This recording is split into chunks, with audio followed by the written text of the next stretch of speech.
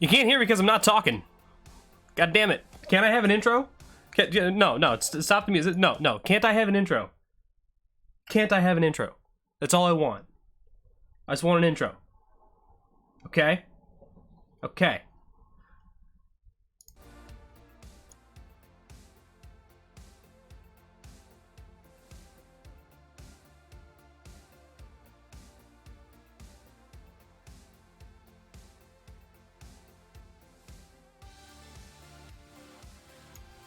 See, I'm doing the cars along to the music. It's like, you know, da da da da da da da da da da. See, it's fun. It's fun. It's fun. But no, I'm not allowed. Drink my LaCroix. Drink my LaCroix in shame. Is stability control being turned off for races? No, not at all. I decided very early on, like, not for this season, like, I mean, like, months ago.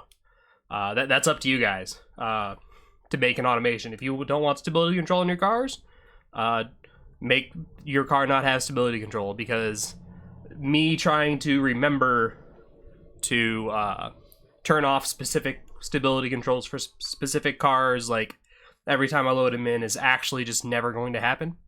I have enough trouble just remembering which cars exist for which series, so remembering that for 3 cars that are the black one, the red one, and the purple one, that I have to, oh, but is this red one and not that red one, that I also have no idea what it's called.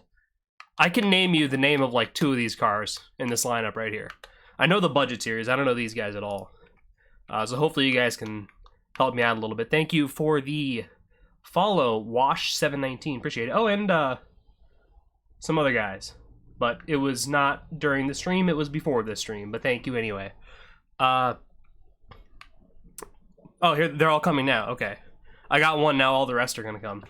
Alright, thank you everybody, it's showing up on screen right now. These are all the follows I've gotten since the last stream, so I appreciate it. Yeah, trying to remember which cars have stability control and which cars I have to turn it off for is just, it's plain never gonna freaking happen, so. Good God, how many did I get?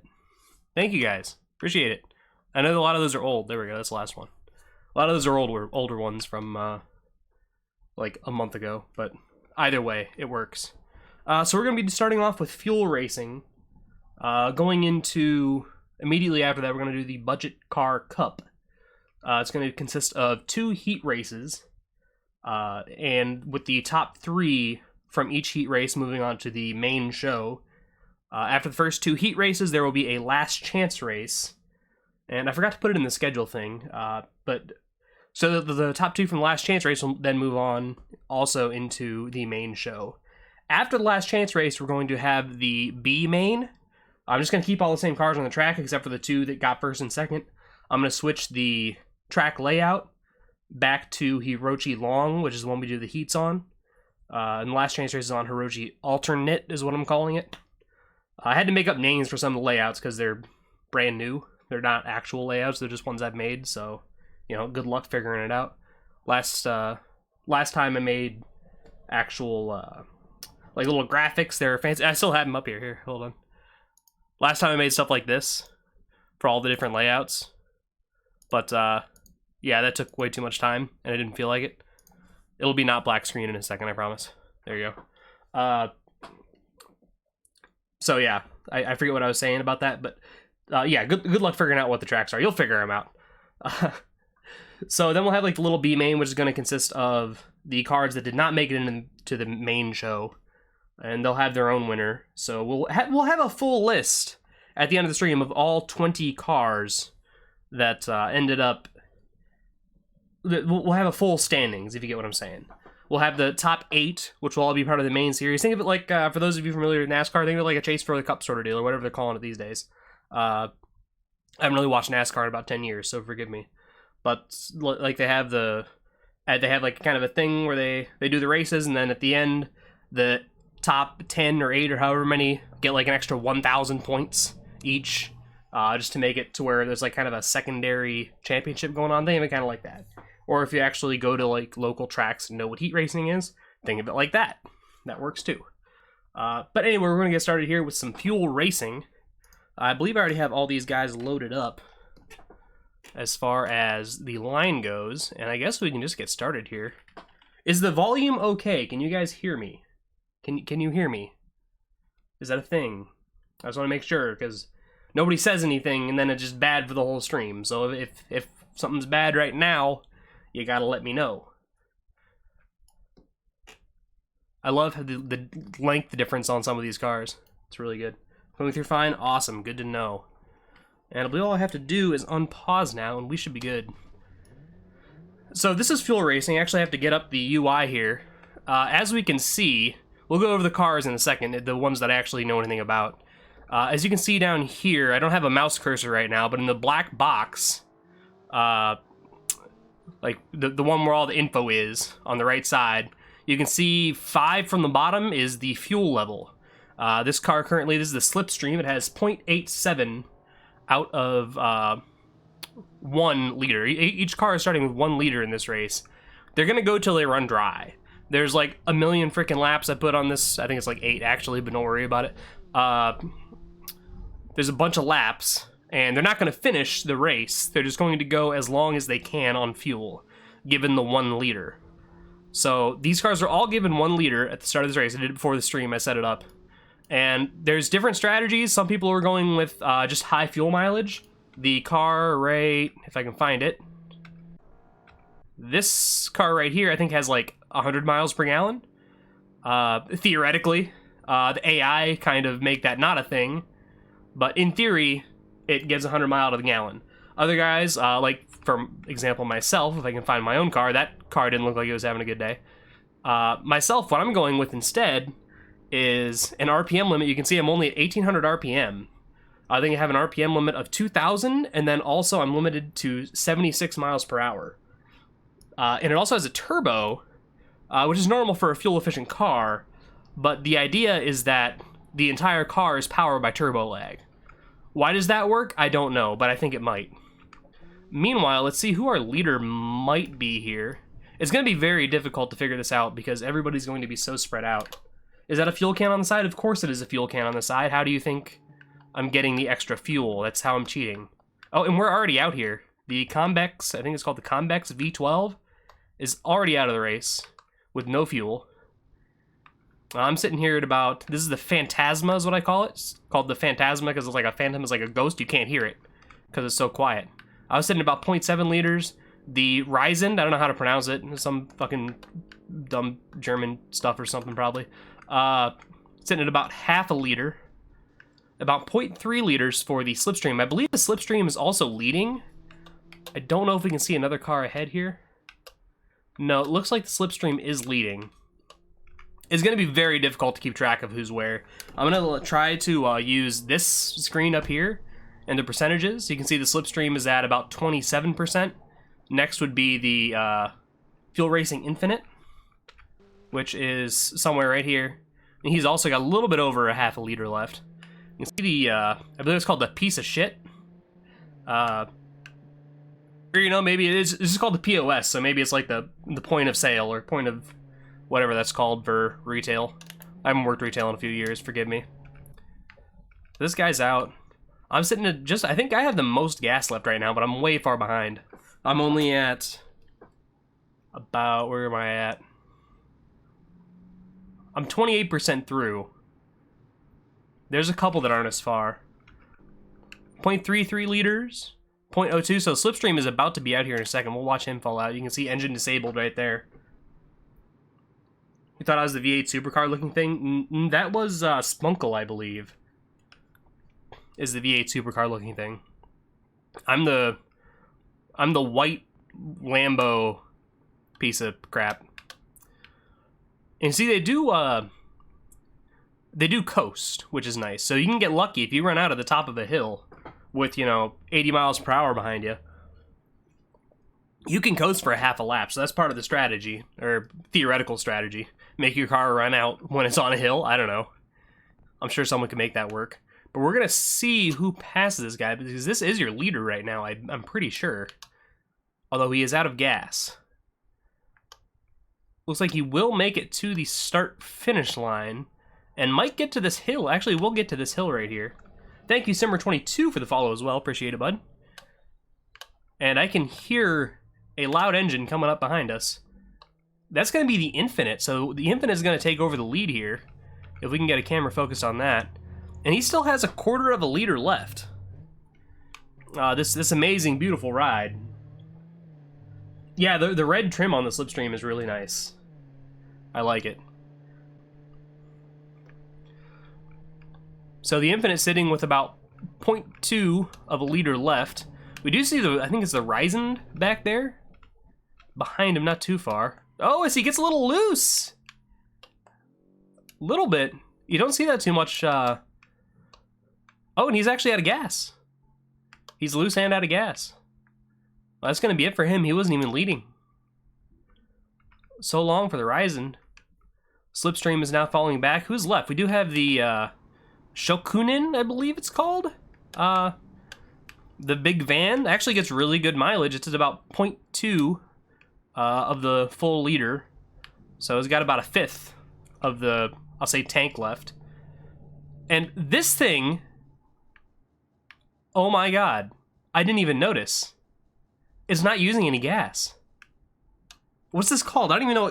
This is called the Concept or something? The Falcon Concept. It has 0.93 liters left. It's gonna finish this race, I think. But it's going so slow. Where's it at in comparison?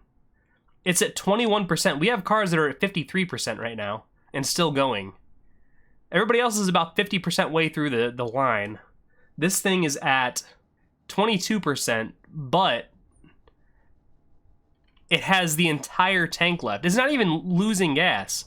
I don't know how well you guys can see it on the stream, but this entire time we've been watching this thing, it is still at 0.93 liters. And you see it passing the Slipstream there. I don't think that's even for position. I think he still has another lap to go before he actually passes the Slipstream.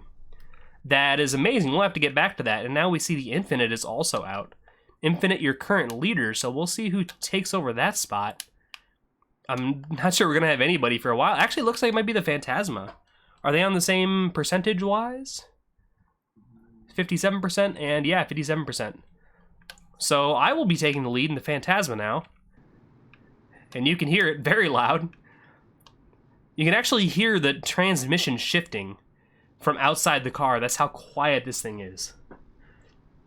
And we're almost out too. We're down to about 0.05 liters. This race may last forever. You can't hear game sound, really? I mean, a lot of these cars are really quiet, but you should be able to hear game sound. I don't know how to make game sound for you guys to hear it. I mean, there's not very much sound to hear, to be fair. This car is, like, super quiet. I know it's louder on my end, but you guys probably wouldn't be able to hear it to begin with. I can crank this up, though. Really try and find a car that's... The only cars left make no noise, so it's kind of impossible for me. This car makes some noise. Let me, like, zoom in on it. Get it loud. And let's see, yeah, it's still not making much noise. Give me a second, I'll just fucking filter it up. Give me a second. Gain. Gain's already at plus 30. Can I just double gain? We're gonna try something, boys. We're gonna put 2 gain filters on this shit. Crank it up again. There we go. Can you hear it now? You should be able to hear a slight... Well, it's out of gas now, so probably not much at all. Oh, wait, we're going over the bumps, the rumble strips. Ah, we're not anymore. Wind noise? You have the wind noise? Is it too loud? Now I've screwed up my audio settings, so I have no idea what you guys can hear and how loud it is, so good luck. Now there's nothing left anyway. So the only car left is this shitty... A competition of fuel mileage? For right now, yes, this is what this is. We're going to have a budget car cup race later, which is 20 cars getting... I don't know what the word is. Getting put down to 8 cars. And then having a 6 race season, I guess you call it. This car sounds like a lawnmower. I believe it has less horsepower than a lawnmower, but, you know, hey. Whatever he's got to do. But yeah, this is essentially a race of fuel mileage. I put enough laps on this track that I didn't think anybody will be able to finish. But unfortunately, somebody had to make this. I have no idea any of the specs of any of these cars. So unless, whose car is this? This is John von Falcon's. I don't know if he's here right now. I haven't seen him chat, so it doesn't seem like he's here. If he shows up, he can give you guys the specs of this thing. I do not know them. This is a pretty late entry for, let's see the engine. Oh god. It's an it's an inline 3. And it appears to be the smallest thing possible. There's an app that can read the power curve. You can see the, well, I guess it just gives you the... I mean, the current wheel power is -3 brake horsepower. If that gives you any sort of idea. Was that carbs? What? No. Can I zoom in to, like, inside the engine? No, that's as far as I can zoom in.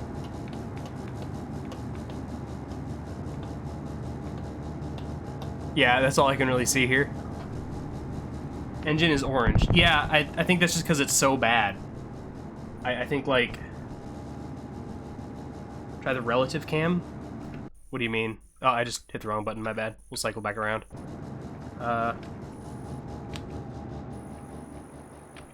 Relative. None of these say relative. I don't know what that means. Can we do, like, one of these deals?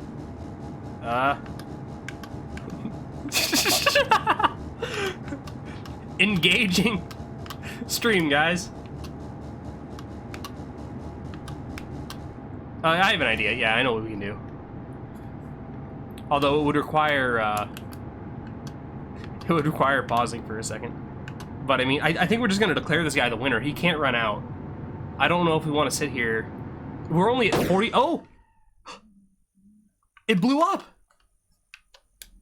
It blew up. I can't get the camera back. It blew up. I'm so glad. I mean, I'm not glad it blew up. I'm glad we don't have to sit here for fucking 6 hours to wait for this thing to finish going fucking 30 miles per hour. That's amazing. I guess because it was just at the rev limiter the entire time, it just eventually just couldn't take it anymore and it blew. That is crazy. So where did it finish? That means I've won. No. It says the Shokunin went farther. I don't know if that's true, though. There's no way for us to tell.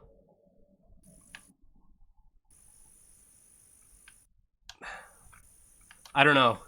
I know the percentages are not always right.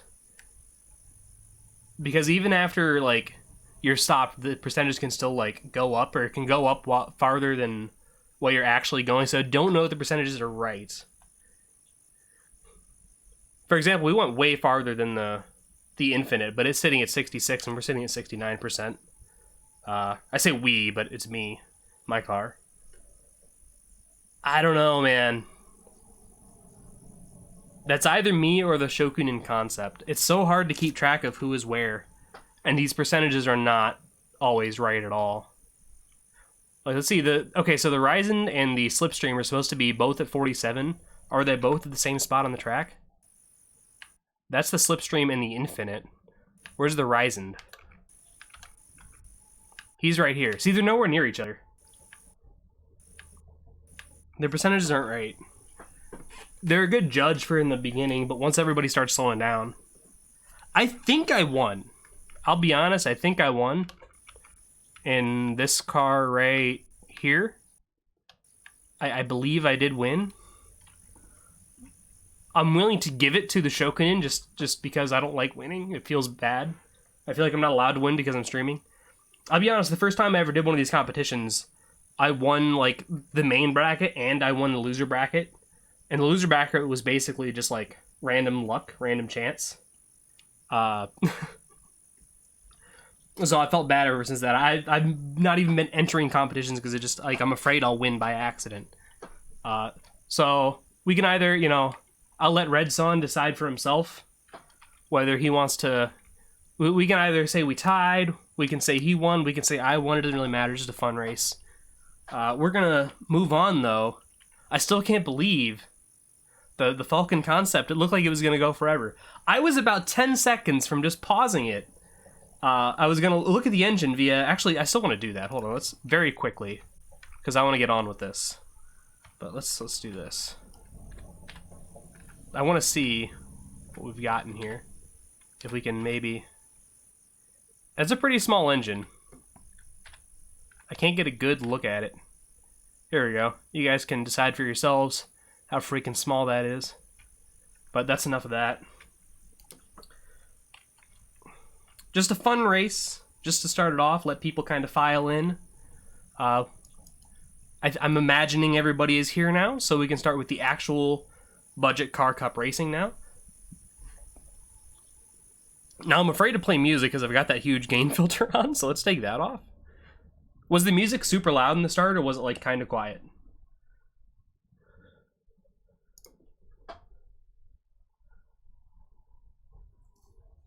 How many gears did it have? It did only have 4 gears. I'll take the extra gain filter off for now. We shouldn't have another issue where all the cars have no sound coming from them. So we should be able to do one of these deals. I've only checked out the first 3 songs in this playlist, so let's wish ourselves luck on the rest of these being any good at all. Let me know if that's too loud or whatever. I'm gonna throw up the overlay and we'll work on getting the next race together.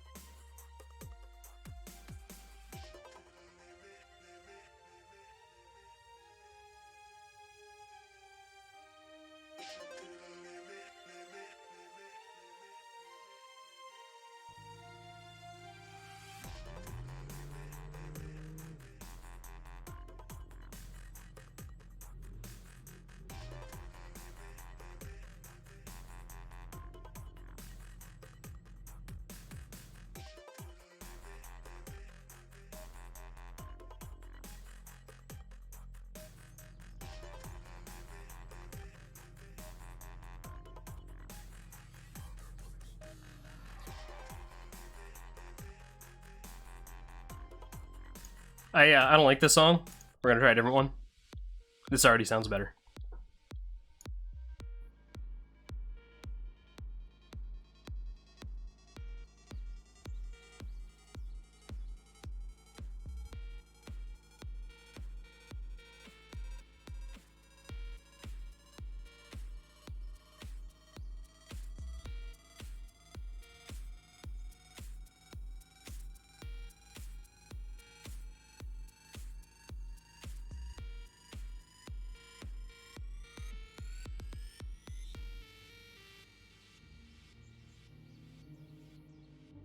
Would you guys rather watch me load in cars than watch the overlay? I don't know, I just put up the overlay because I always do that when I'm like under the hood. Feels right. But if you guys would rather watch me load in cars, that's fine. There you go. Have fun. Entertaining content right here.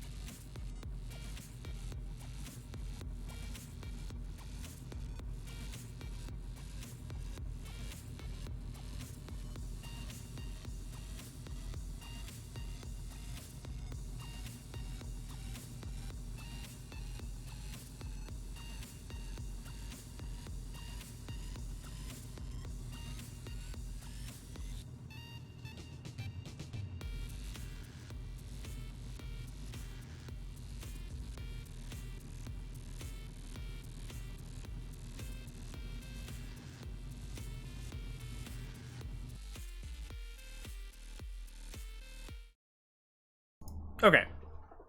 I think we've got everything ready now. So we'll go over the cars real quick. I can't go over like all 20 of the cars entered in this event. This is our first heat race of 2. It's heat number 1. Let me start back here. We do have Spunkle's The Big Cheese. I'm not going to go over every car stat, but this one specifically is very interesting. It's a V12 strapped onto this little... I've been calling it a printer. I've been calling it a laser jet printer because it's so freaking tiny and annoying. It's like a little mouse just running around. I guess it makes sense because it's cheese. But this is called the Big Cheese. It is the number 44. It's I don't know what to say. It's a V12 with wheel strapped to it. It's insane. It's crazy fun. I've actually been driving it just by myself because it's so fun. It's front wheel drive. So basically the back half of the car doesn't matter. It's the entire, just like everything in front of the number, like the number 44 there, is the entire car. The back half is just weight. The front of the car is the only thing that matters. Next we have the only non-hatchback, I think. I think technically the only non-hatchback. There's others that don't look like hatchbacks. But this is the only straight up non-hatchback, I believe, entered in the competition. It was actually the very first entry as well. I don't know the stats offhand. I gave a sheet out though. If you guys want to check the sheet, if somebody doesn't have the sheet and they want the sheet, so it's just info for all the cars, I'm sure someone will be nice enough to post that in chat should somebody ask for it. So feel free to do that, guys. I'm sure someone can figure that out. We have this car is the 56. This is X Sneaky X Sim X, I believe. That's a car. I don't know enough about these off the top of my head to really say much, but we have the 84 car, 66, it was called the EZEC, the 13. Now, I don't know if these guys know each other or not, but we have the GAC and the CAC. This is the GAC. We'll see the CAC later. Or this one is, I don't know. I always get these two cars confused because they're the same body and they're both blue. We can check this, though. This is my cheat. So this is the V50 and the other one was the GAC. All right. So I had it right. And this is Simmer 22's car. This is the O22. One of my favorite looking cars for sure. Lots and lots of detail on here. I really like it. Then we have the 117. This is, I've just been calling you SVG. His car. Once again, very nice looking. I love the look of this. Only thing I would change is the 117, instead of making it like the chrome numbers, get some sort of like racing style thing like the previous car had, the 22 car. And I think these both be like the coolest looking cars we have here. I do have a award, which is the car with tiny engine. It is not in this race, I don't believe. It's in the next one, I think. What's the tiny engine car called? Is it the EZEC or is it a different one? I don't remember.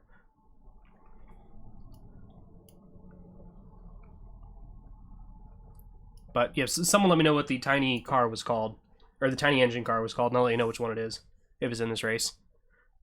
It was the EZEC? Okay, then yeah, it's this thing. No, sorry, it's not this thing. This is the Reddit Challenge all-wheel drive. The car that doesn't have a name. It's a thing called the Manza. The EZEC is up here. This is the EZEC. So this is the car that has, like, what was it, a 0.7 liter engine? Something crazy? 4 cars here is the Monza? Okay, yeah. Which looks nothing like my idea of a Monza, but so be it. Was there anything else we wanted to check out before the stream starts? 700cc? Yeah. This is very tiny.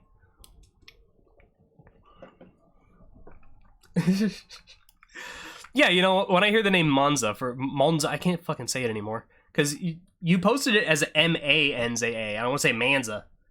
But then I have the actual car that's a Monza. I can't say the word right anymore. The Bear Sheet's not in this race, is it? It's in the second race, right? Yeah, it's the first car in Heat 2. This is Heat 1. So we're going to go ahead and get started. Do we have a request for which car to follow at the start? I'll let you guys choose a car to focus on for the first couple turns. You guys can have your choice. Cheese? We're going to go with cheese? All right. We are now following the cheese. We are going to unpause and eventually go. There's a little bit of a delayed start there. And the cheese immediately rockets up, but it's a little sketchy. You can see the 117 there in second place. Right off the bat. They're going to come around the first corner, and the cheese just leaves them in the dust. I believe it shifted into third gear and made some skid marks there. Very interesting. This is going to rocket around this place. Now, important to note, this thing is a little sketchy. With a V12 strapped to the front wheels and nothing else going on, really. You can't hear the cars? Really? You can? Should it be louder? I can add the gain filter back that we had before. If they're not loud enough. Barely? What if I swap to where all the cars are? Slightly soft? We'll edit it back. You're not going to hear anything for a second, so forgive me. Watch the race, it's fun.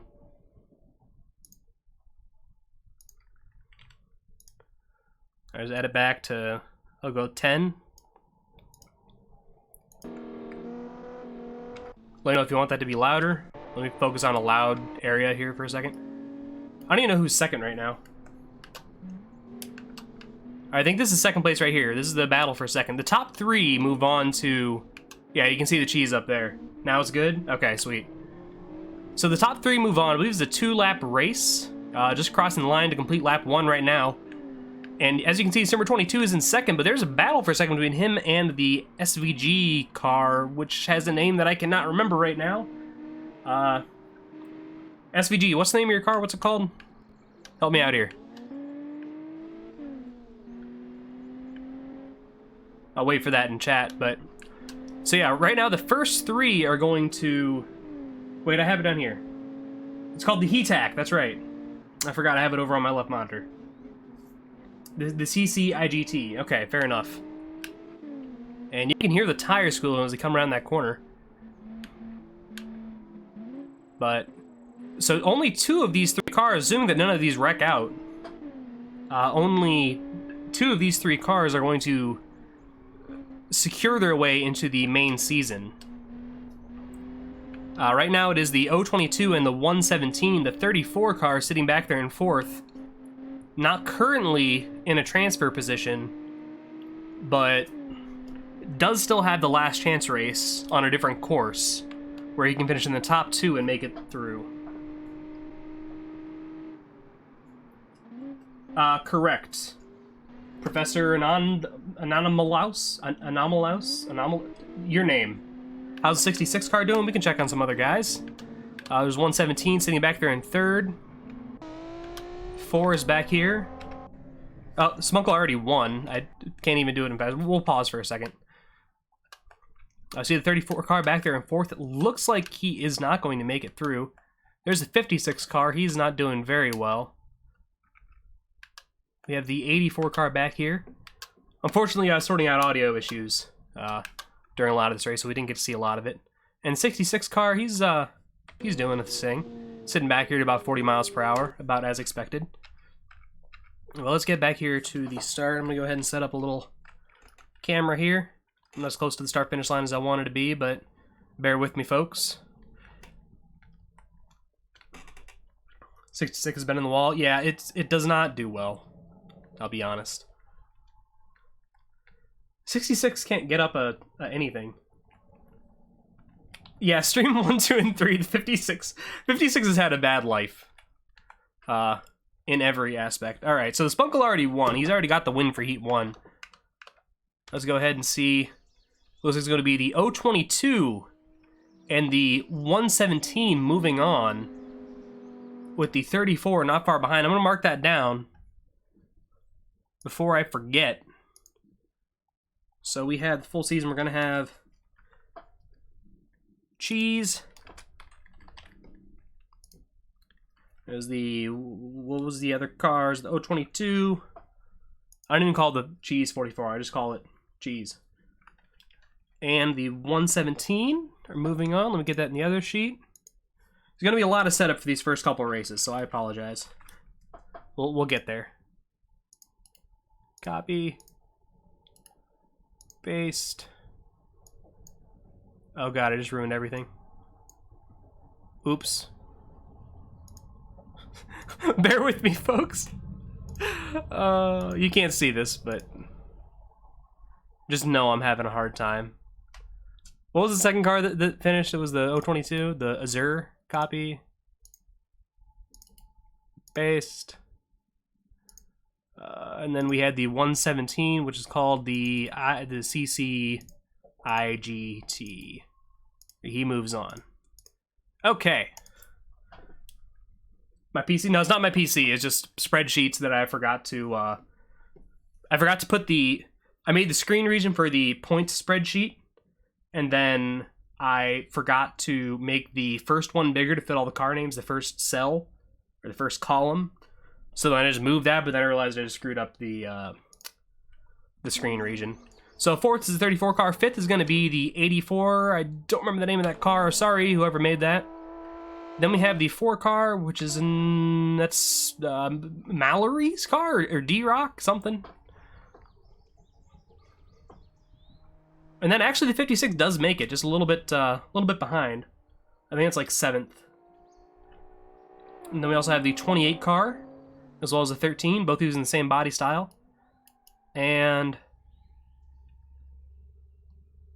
do we have the 66 car anywhere? Is he making it? I don't see him. Let's check up on him. Here he is. He's making his way downtown. Not very fast. Okay, this car has 79 horsepower, and he's managing to oversteer and also spin out at the same time.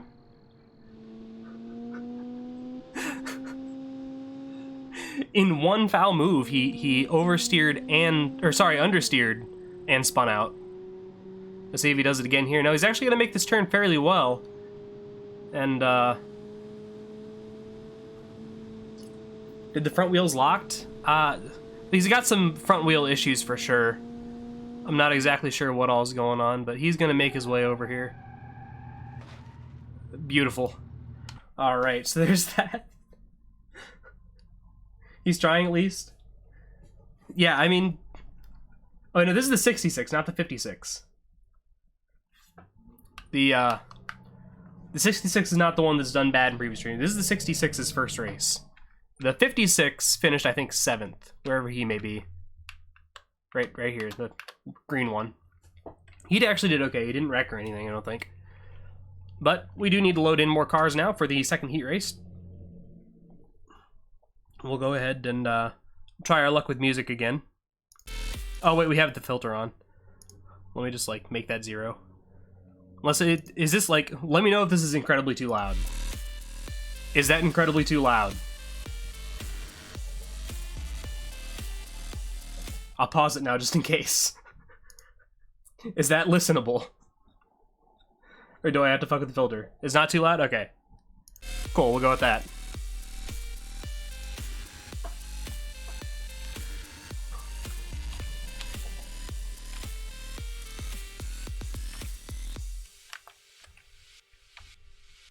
My cameras, please. There we go.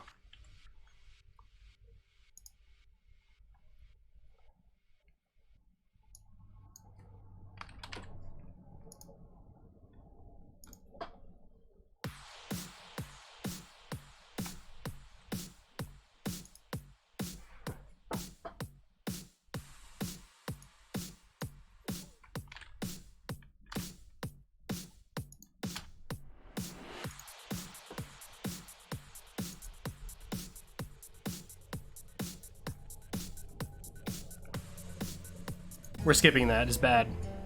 We're skipping that. Kinda also want to skip that.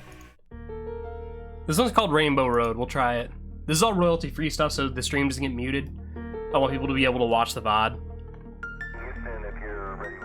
Why is there space people? This is Rainbow Road, not Space Road.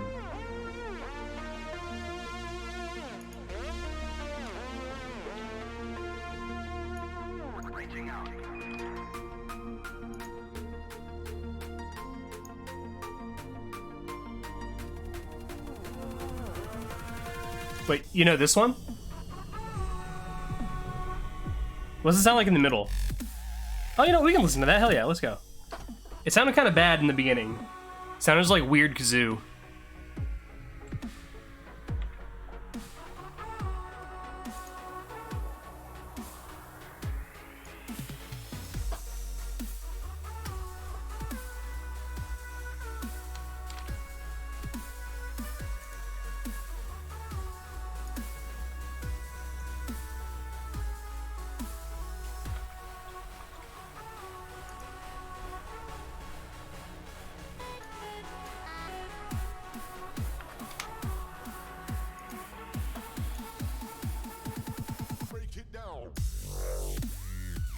What's the title? It is Breakdown by Noise Storm.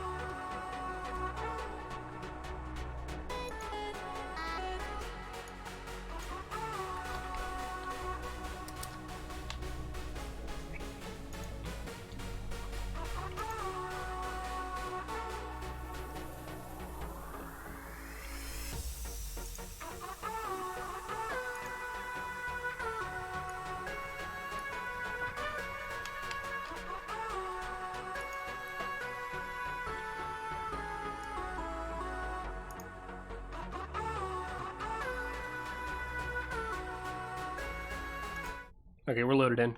Wouldn't it be easier to drive a car onto the start point, then set spawn there, so all the rest will be there? Why? I can just do this, and they're all there. Or is that not what you mean?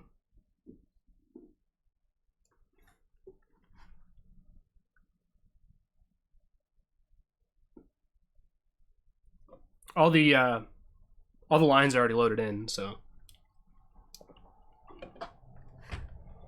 But this is Heat Race. Which car won the fuel racing? Oh, wouldn't you like to know? Wouldn't you like to know? Oh, man. So, the guy who just joined chat is the maker of the what do we call it? The Mirage fueled by nothing? Running on air? Air-powered car? I think you'd better just watch the VOD, honestly. No, the fuel racing guys, not the, Oh, don't put the smiles in chat. You don't want to know what happened. It was very interesting. Not the last heat race, guys. The fuel racing before that is what he's talking about. It was interesting, to say the least. Let's just say I was ready to cut it short when some things happened. No, he's the guy who made the white, like, shitty Mitsubishi Mirage looking thing. Sorry, I didn't mean to offend your car. Mitsubishi Mirages are already shitty enough. Yeah, it was that thing. He made it refueled, didn't it? Well, I'm not exactly sure what it did. Things I can say that it was the most interesting car in that race. I'll tell you that much. It made that race exciting. Or another word, maybe not exciting, but it made it something.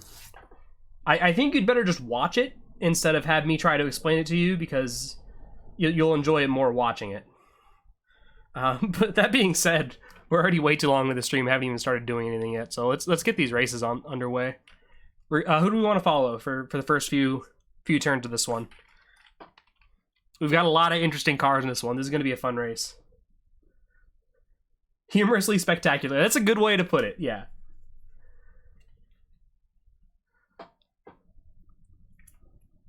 Go bear sheet. All right, we can follow the bear sheet. Right there. You guys have chosen the first car for each one of these heat races. So we'll unpause here.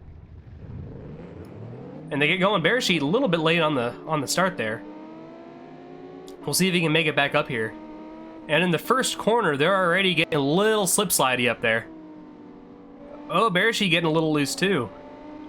You see the 37 actually taking an early lead. You see the Tempest going a little bit off course. The KCGW, whatever the hell it's called, getting a little bit shaky as well, but they all make it through that first corner at least. Barashid now making his way up to 5th. Remember, the top 3 are going to transfer into the main series. So right now that's a 37, looks like the 73 as well. And the 08 also currently occupying a transfer spot, but only by a little nudge above the Phantom 88 car, as well as the Barashid sitting there. We have a battle for the transfer spot between 3 people right now. And a lot of other cars right nearby as well.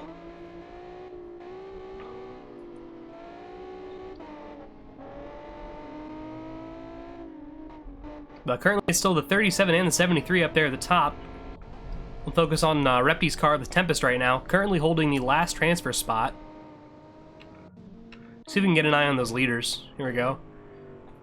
So these cars, I don't think these guys know each other, but I like to imagine that they are either teammates, like really good teammates, or really good rivals. Because they have opposite colors, they're red and blue. They have opposite numbers. One is 37, one is 73. They use the same font for their numbers. They're the exact opposite, but also they're both a little sketchy. They're both the same level of sketchy, I'd say, or nearly the same level of sketchy.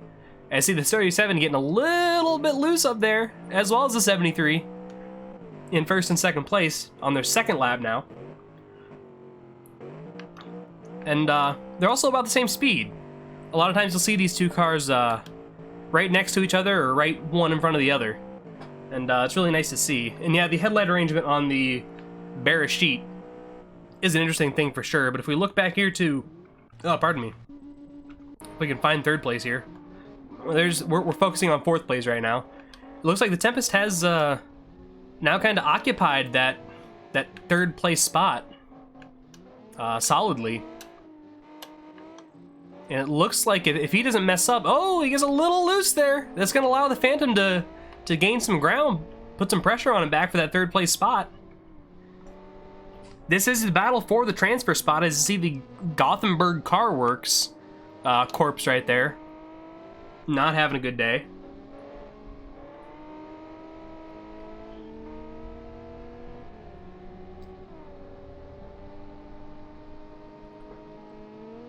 I'm sorry, just reading chat.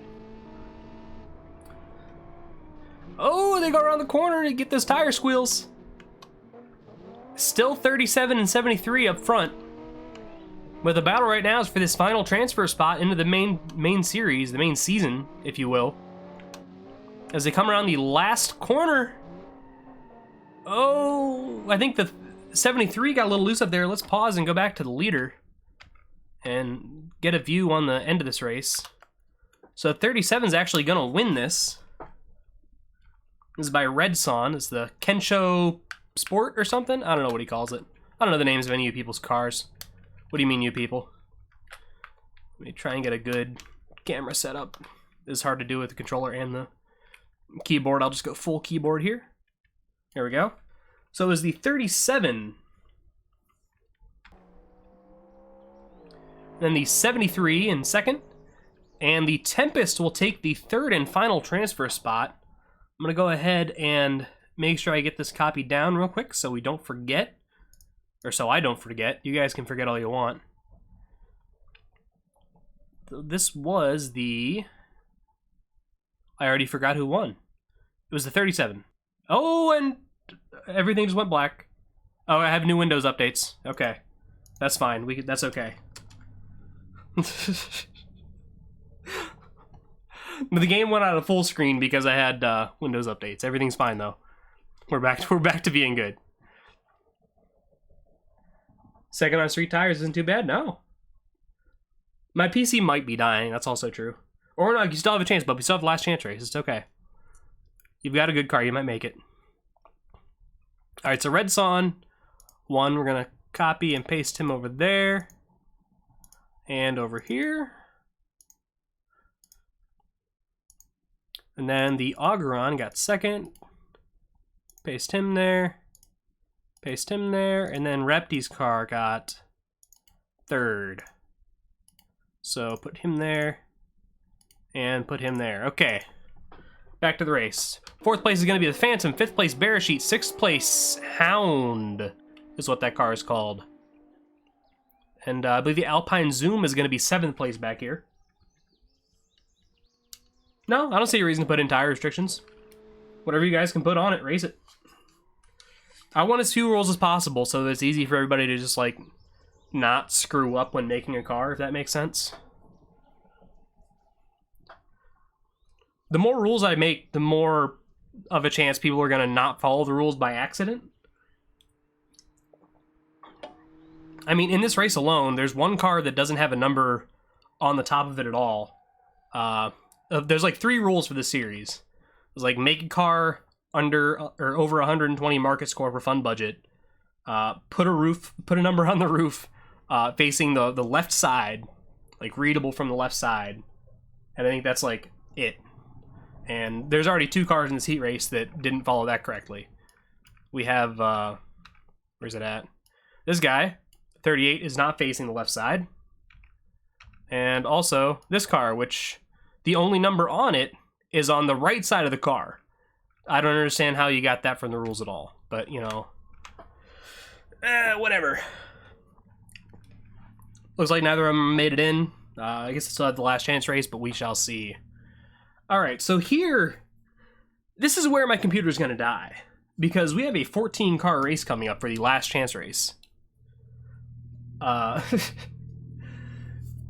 This is going to be interesting. So we need to get rid of the cars that are moving on, firstly. So that's going to be this car right here, right? I think Repti made it. 73 made it. We can turn music back on too.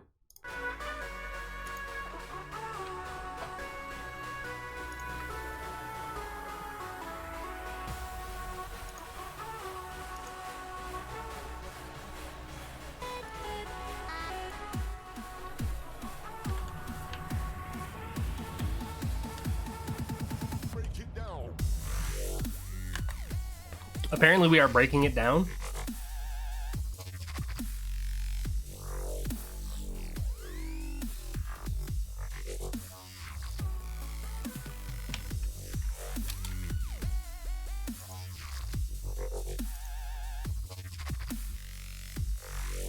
The last chance race is just the top 2. Top 2 make it into the final show. We have 6 currently.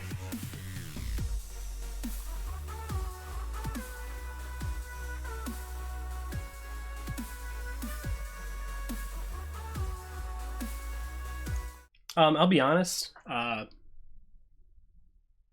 Martin, as far as taking the top 4 instead of the top 3 and making it 10 cars, or taking the top 4 from the last chance and making it 10 cars. The reason was originally because we were going to do half the season on West Coast, and West Coast gets a lot worse frames with 10 cars than what is this place called, Hirochi.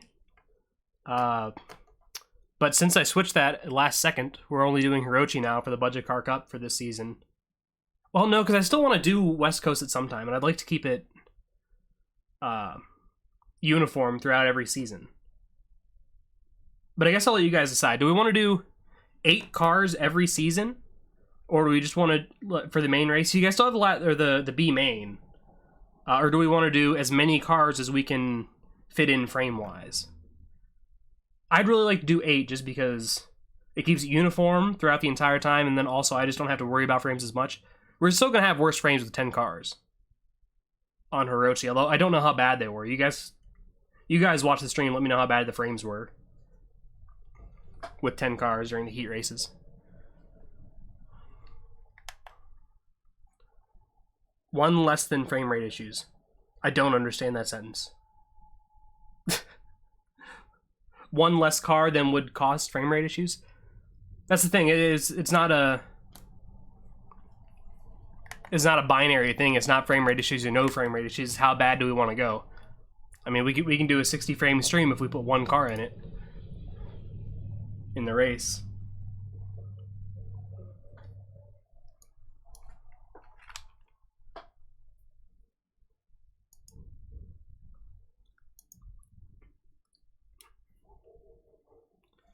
But the thing is, if we can do a 10 car main season for this.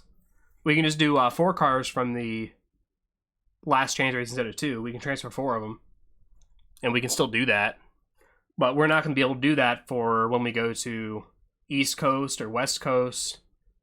Or I think probably even automation, I think, is framey enough by itself. The automation test track. That we still have to do 8 there. Instead of 10. Spawn all 20 and it'll be so slow you won't need to pause. Genius.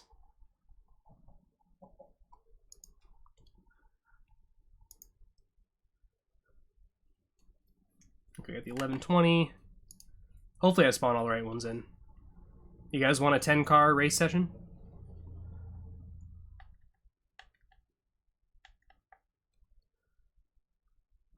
What car did I just spawn in? Was it the Ezek? I forget. No, it was the 84. Let me move this up a little bit. Next time you can just add the 4th place races from the 2 heats for the cars and avoid the extra race. I could do that, but that's not fair to the people who like wrecked out in one race. I don't want people who have like a really fast car, like a really good car that would like be good in like every race except for the one heat race where it fucks up. I want to give him multiple chances. Oh, okay, yeah, we're gonna do an award for the 3 best looking cars. I have it on my phone. I already decided which ones I like. We're gonna do that at some point. Just remind me again at one day. I don't have the Destruction Derby set up, so we can't do it.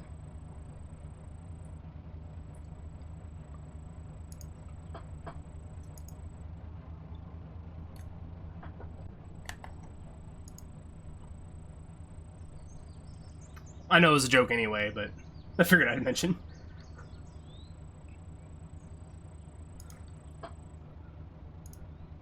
I don't know, I think we're just gonna do 8 cars for now. We'll, because we're gonna have to do it for the next, like, 3 seasons, probably. Until we go back to a small map like this.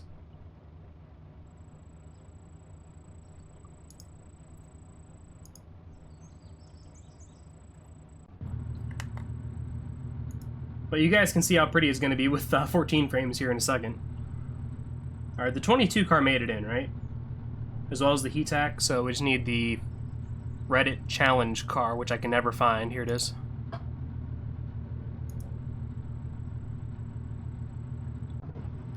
Okay, so let's make sure we have 14 cars here. 1, 2, 3, 4, 5, 6, 7, 8, 9, 10, 11, 12, 13, 14. And let's double check, make sure we don't have any wrong ones. We don't have the Tempest in here. We don't have the Auguron, correct. We don't have the Kensho. We don't have the CC AGT. We don't have the Azura, and we don't have the Cheese. So let's do this to all these guys. And are you guys ready for a 14-car race?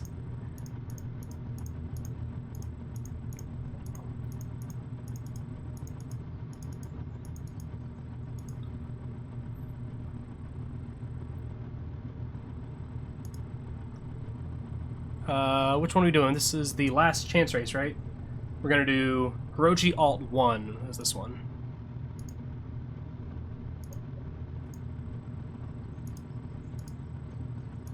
Three, 4,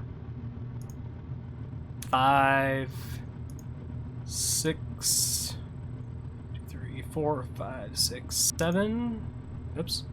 7, 8, 9, 10, 11. Okay, I think I've got this all set up. Let's hope it's right. Oh god, the frames. We've only got to suffer for a little bit, guys. This is the only 14-car race we're doing, but I didn't expect this many entries. So, just bear with us. It'll be okay. Top 2 make it in. Right now we have Martin and the Phantom.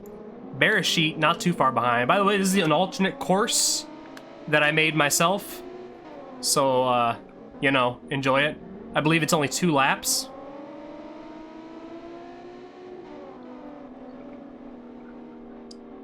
But right now, huge battle for this bubble spot, the transfer position. Between 4 cars, we have the Phantom, the Hound, the Reddit Challenge all-wheel drive, I think it's called the Monza, and the Bereshit, all right there. We're going to have a sharp left turn here, back onto the main track. Gothenburg Car Works not going to be able to make it. Well, let's just double check, make sure all these got the right line, and nobody's on like a different track. Just in case I messed up. No, it looks like we're good. Yeah, alright, let's continue. I didn't make the map, I made the course. I made the own course. I don't know how to describe it. I drove a non-predetermined course. I didn't drive like Hirochi Short. I drove one that, yeah. I think I've explained it. Bereshit now up to 3rd. Remember, only the top 2 get in here. I believe this is only 2 laps. It may be 3, as they slide out a little bit here. I mean, I might have also said it wrong, so, you know. He's got that, I don't think the stability control's helping him very much here. He's gonna slip back to 4th. Martin's still in 1st place, gonna take that transfer spot, as well as the Phantom currently as well. The Phantom actually a pretty late entry. I think there was a couple more after him, but a fairly late entry into the series. And now the Monza back up here, going from 5th up to 3rd in one little straightaway there. He's looking to make it in.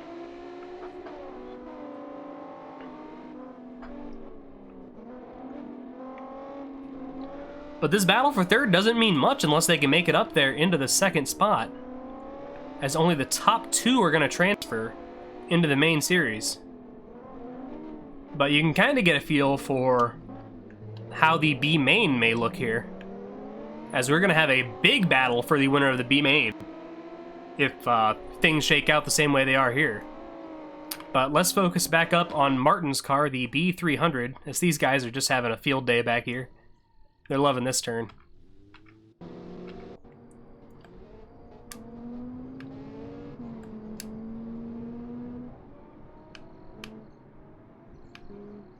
The brakes were on fire. I didn't even notice.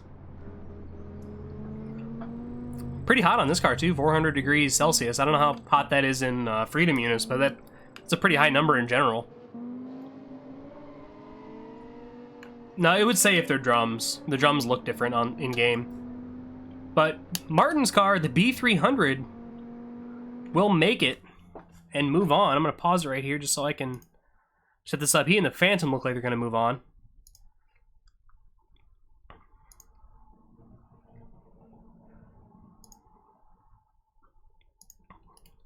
Let's copy and paste that. And I'm going to copy and paste. Where's the B300 right here? So a couple... I think that's just one veteran that didn't make it, I think. Or 2. It's 2 veterans that didn't make it. The Bereshit and also the Piano Sprint car.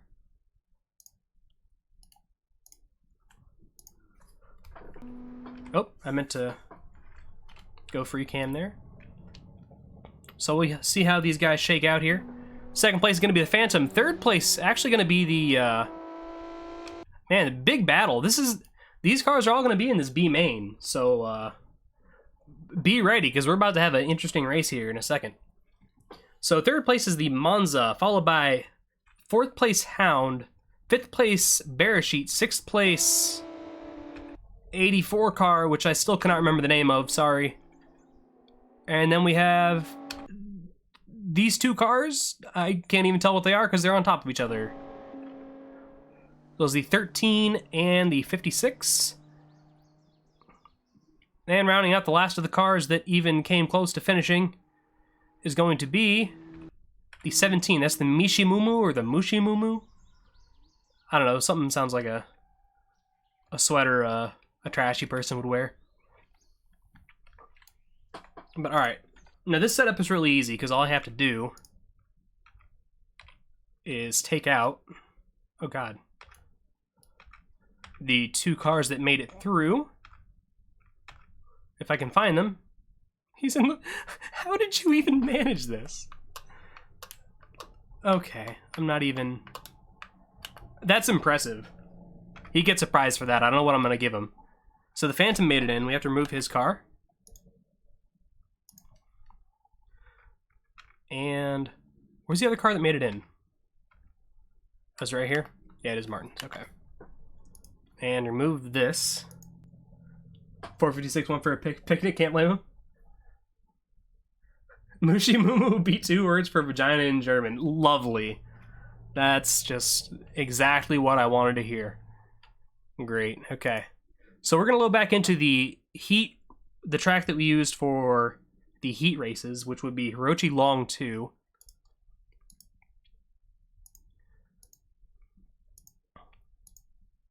And this is gonna be our last race before heading into the main season. And we'll have to stop loading in cars nonstop. Thankfully. And we can just move on from race to race pretty easily. And we'll get it moving on here. We're not going to be too much longer for this. I'm very bad at knowing which ones I've loaded in. I say this every stream. BeamNG devs, if this message gets to them, please put right. I don't have a mouse cursor right here, but like I've got it turned off because it's annoying when I'm trying to like move the camera and stuff. But please, BeamNG devs, right next to where it says more here, to the right of it, can you tell me which line I have loaded in currently? That would help me so much. So much. Just to know which ones have which thing loaded in.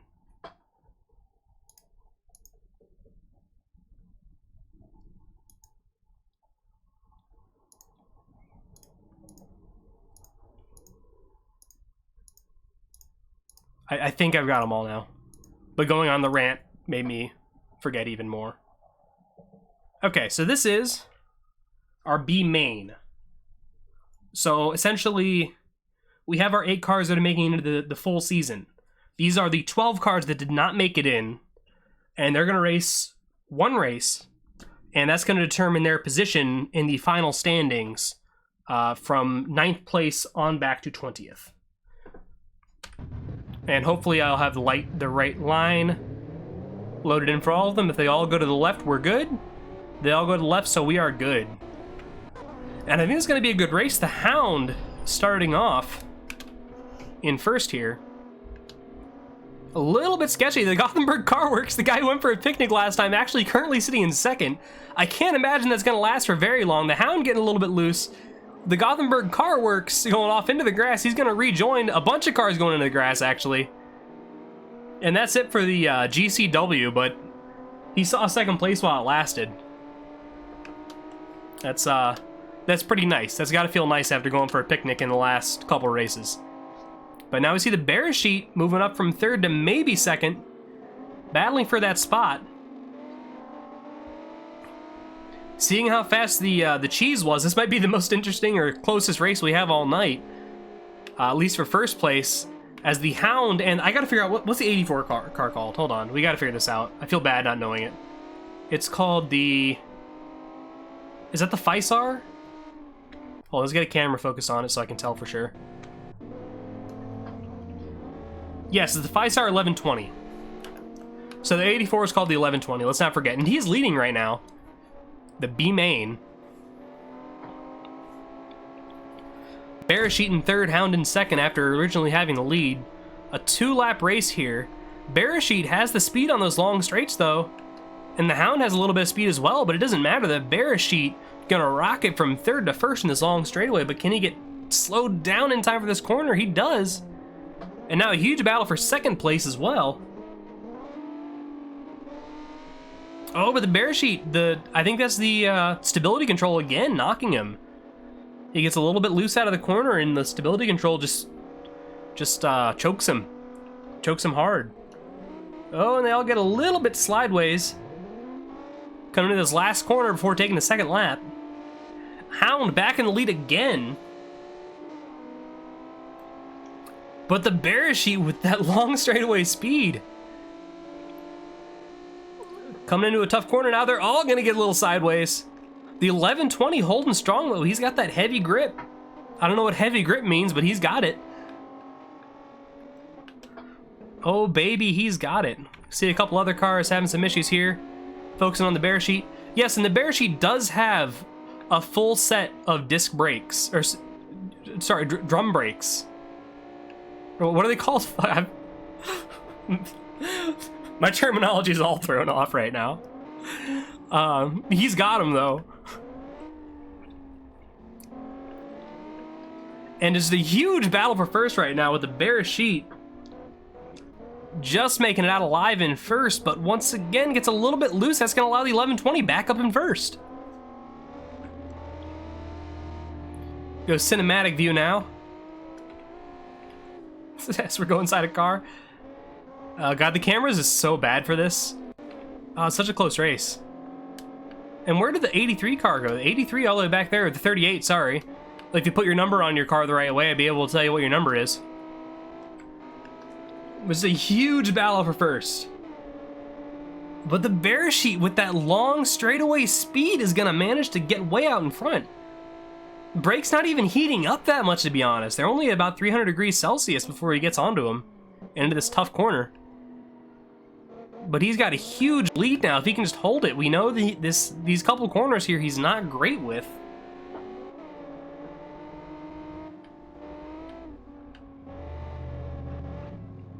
And here comes the 1120 and the Hound right up on his back bumper. How's the pink car? We'll check on him when the race is over. As they come out of the last corner, 84 is gonna have. Oh, we gotta focus on. I gotta get a good camera set up for this. Let's get over here. Let's get some cinematic cameras going here. I don't know why I started talking like this. It's not even a real accent. Okay, so before I unpause, we know that the Beresheet has the long straightaway speed. He's gonna be faster. He's gonna be going faster across the line than the 1120. But we know that he's having trouble coming out of this corner because he's getting choked up by the stability control. So right now, the orange car, the 1120, is going a little bit faster. We'll see who makes it through here. If the Beresheet... Oh, the Beresheet just barely gets in front of him. And the Beresheet will win the B main, followed by just a hair behind the 1120 and the Hound. Now, I do have to keep track here. I'm going to go back. We're not going to have the full standings available soon. I'm going to have to go back into the VOD and watch this. So, I do have to make sure I get a good reading on all these cars that are able to finish. I can't believe it. That's amazing. So, first place, Beresheet. Second place, 1120, the 84 car. Third place will be the backwards number 38, the Hound. Fourth place, with an impressive showing, to be honest, the Monza, also the train outside, finishing in fifth place, apparently. That's fourth place. Fifth place is going to be the 28 car? I don't know that, that's not the GAC. That's something, is it? I don't remember. That's a 28 car. The 56, the 49,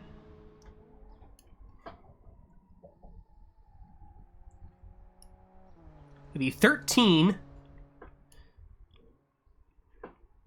And once again, a little bit ways behind, but still making it, the 17 car of the Vagina German car. And let's kind of walk back, see if we have anybody else who's going to be able to finish it all.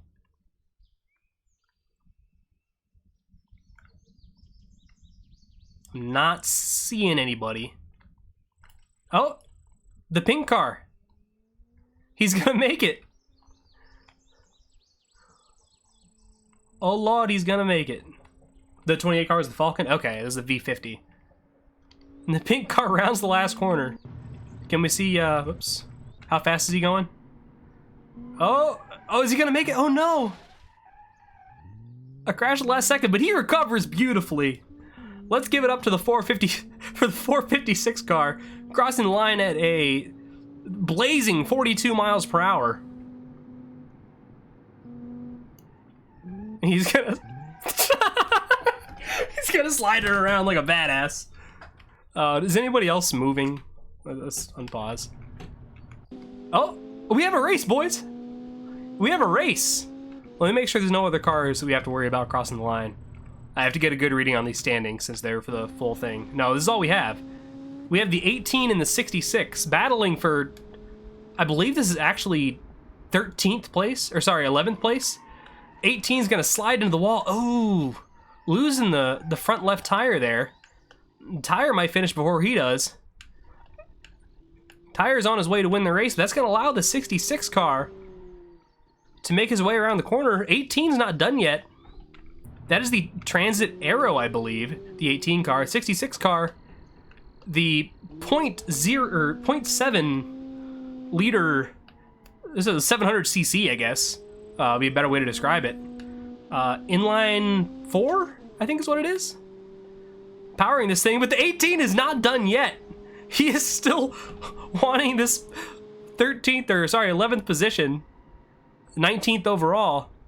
Oh, it's gonna come down to it eventually. Oh, with just a little bit more room, the 18 could have got him. 18 carrying more speed, even with one less tire. They're gonna spin it around. 66 car gonna finish 19th place in the overall standings, and the 18 car going to be 20th. That was the best race for 19th position I think we could ever have. But all right, all that's done now. Yeah, that was really remarkable, to be honest. On 3 wheels, I guess since it was the left that got lost, not the right, he was able to kind of just put all the weight on the right side.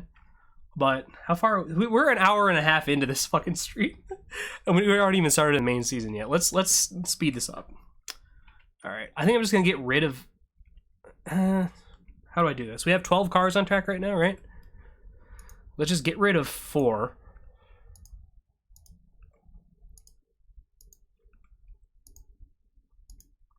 So there's 4, and then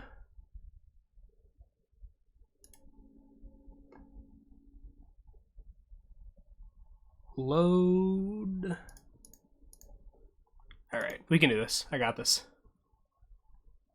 At least 66 didn't lose. He didn't. Let's find another song. All right, do you guys want Pineapple Spaceship, Fun, or Candyland? That's your choice on royalty-free music. Vote now. While I load in these 8 cars. Pineapple Spaceship it is, all right.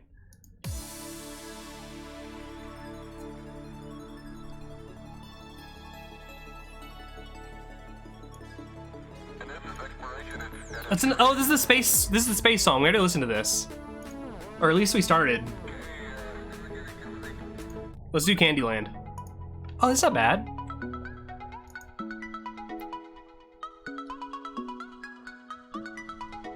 That's not bad at all.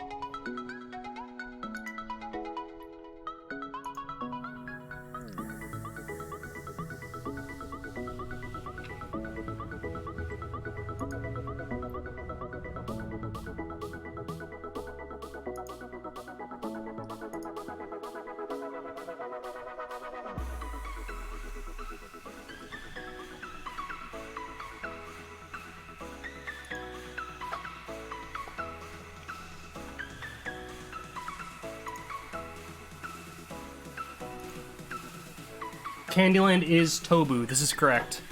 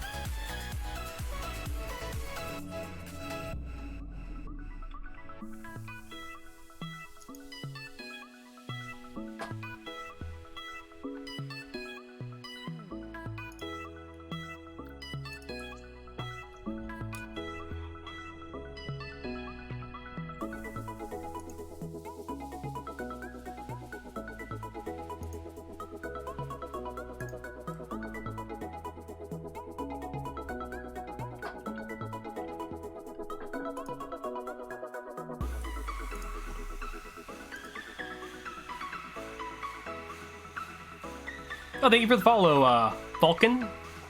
Is it Falcon or Falcon? I don't know how to speak German. Sorry. Also, I don't expect you to. I don't know how I expect you to say in chat how it's pronounced.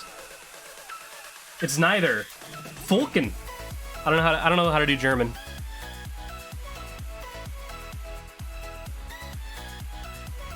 Falcon was the first one, right? Yeah. Wait. Does German's the one that has the thing where like the V's are actually W's or whatever? I played EU4. I know how it works. Like Vienna looks like Wyan to me. What track am I loading in? What's it called? Hiroshi Short 3. There it is.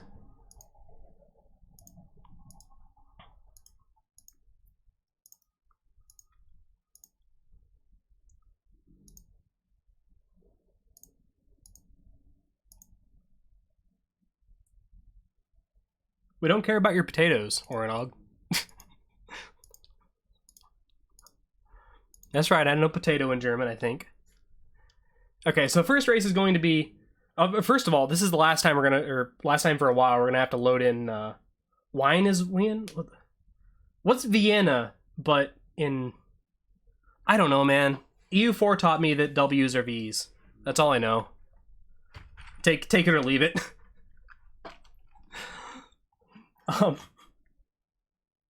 Yeah. That's what I said.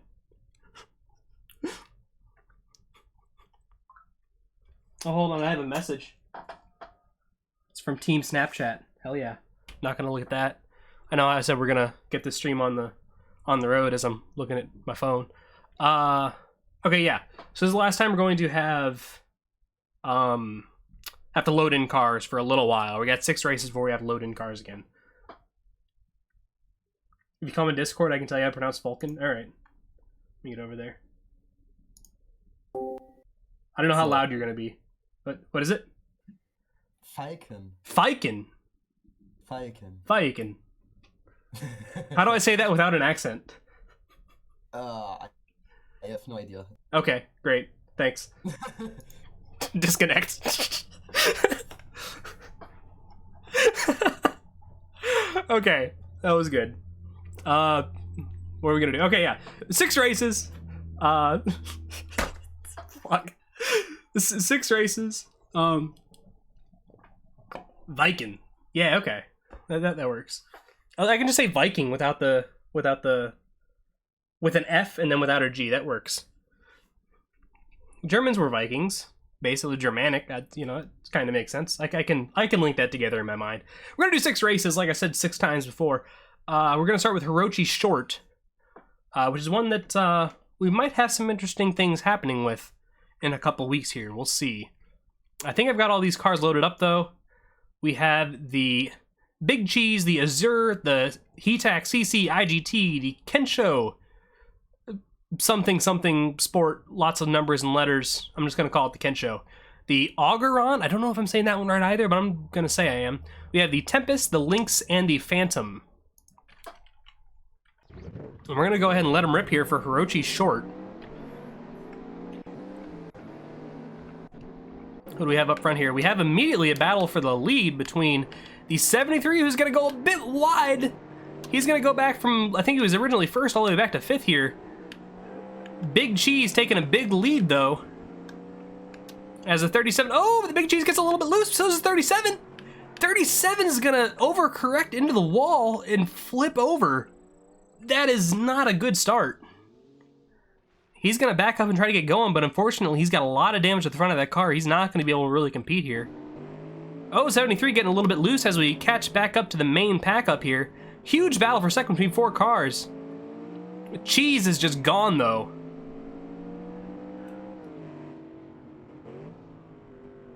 Pronounce your name? I believe it's Jan.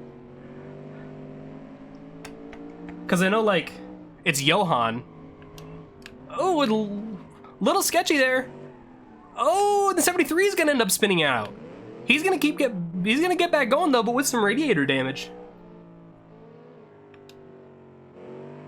Let's track his progress through the field here. I believe this is a 3-lap race, if I'm not mistaken. This should be a 3-lap race. It might be 2, but I think it's 3. You know, some smoke pouring out of the front of that 73 car. I don't know if he's going to be able to make the ground back up here. All these cars are pretty fast. We'll check back in with him later. Meanwhile, we have a race for the second spot again as you see all the damage from the 37 car. The Cheese is just completely left. He does not care about any of these guys, but second place battle right now between the 022 car and the 34 car, the B300. Fourth place battle also between the Tempest and the CC IGT. As we see the 37 still attempting to limp around this course. Point system, by the way, the first 5 cars get points. First place will get 5 points. Second place gets 4, so on and so forth until they're down to 0. So first 5 cars get points. So that's going to be a big issue for. Oh, they're done. Also, it was 2 laps, not 3. I believe the 22 got second there. Someone correct me if I'm wrong. As I mark this down. So race 1's going to be 5 points for Spunkle, 4 points for the 22, 3 points for Martin, who actually came in via a what is that called? The last chance race. That's pretty impressive there. Coming through the last chance, immediately score 3 points. And 2 points for the 117. And 1 point for, who's this back here? The Phantom, the other transfer spot car, or the other last chance race car. Getting a point as well.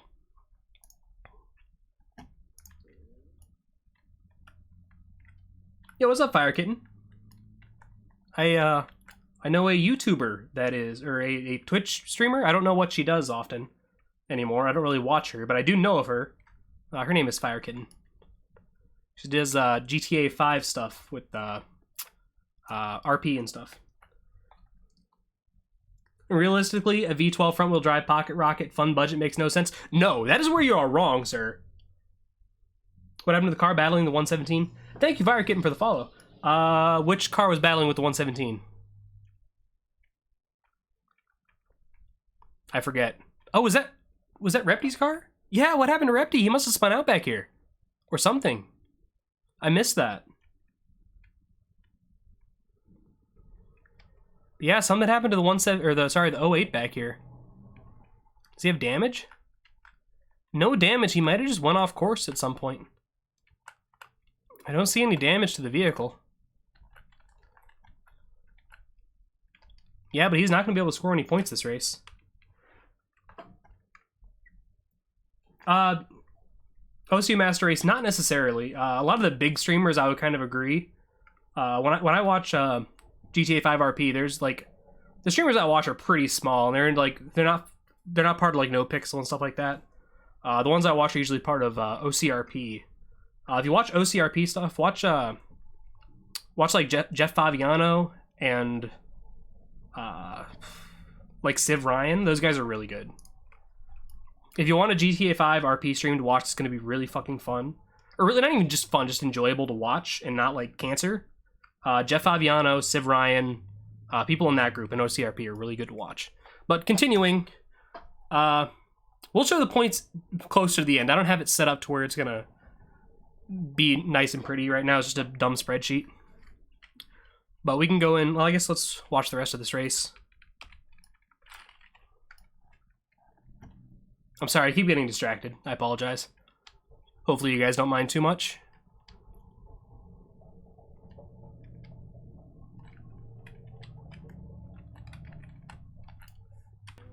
So that's the Phantom going to be in 5th place. He gets a point. 6th place going to be Repty in the Tempest. 7th with some damage, smoking across the line. It's going to be a 73 car, and we know who 8th is. That is going to be Kenshu. I don't know if he's going to be able to finish or not. I don't really feel like waiting for him. Yeah, he's put into a pit wall. All right, so the next race is going to be Hirochi Medium, which is what I call it. There's probably a better name for it. And this, one of these is a 3-lap race. I think it's this one.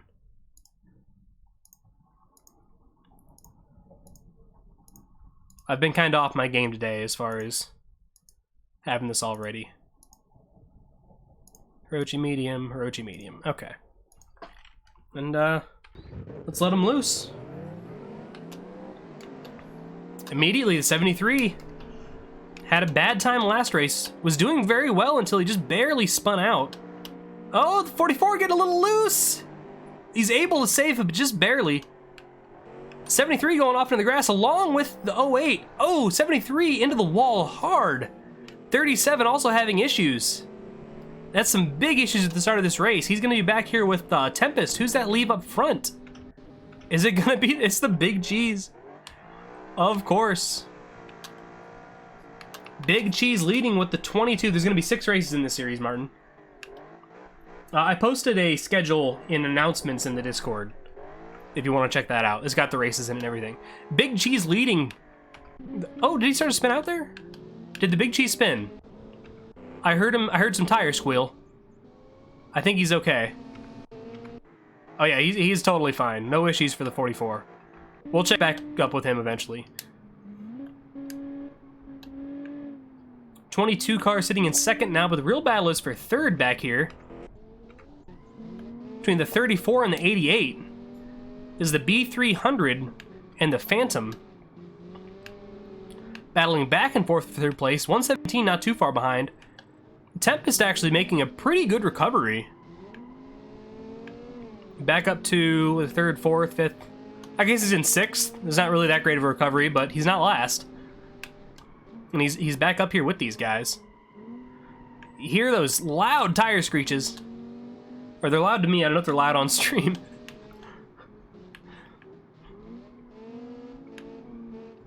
As they make their way around the 2nd lap. Once again, I think this is the 3-lap race that I had.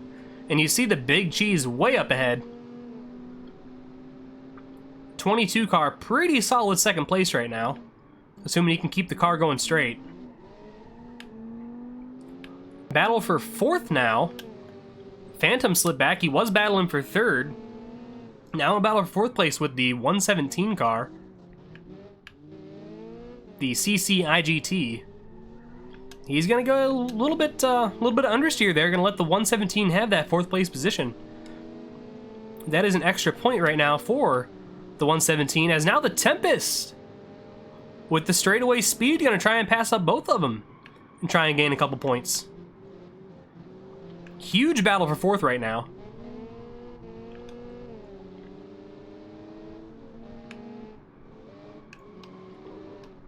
And the Phantom with just a little bit of understeer gonna lose both those spots, it looks like. Tempest also having some issues, but not as many issues as the 88. And this is our 3-lap race, it looks like.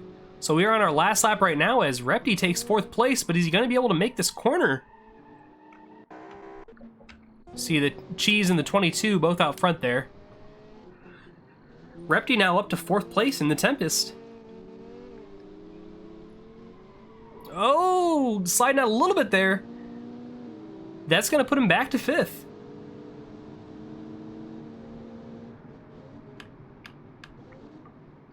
This is the battle for a point. And the Tempest desperately needs points after the issues, I guess. So we didn't see them, but apparently had some sort of issues in the last race. Putting him down in a non-points position. A little bit understeer there, gonna let the 17 have the spot.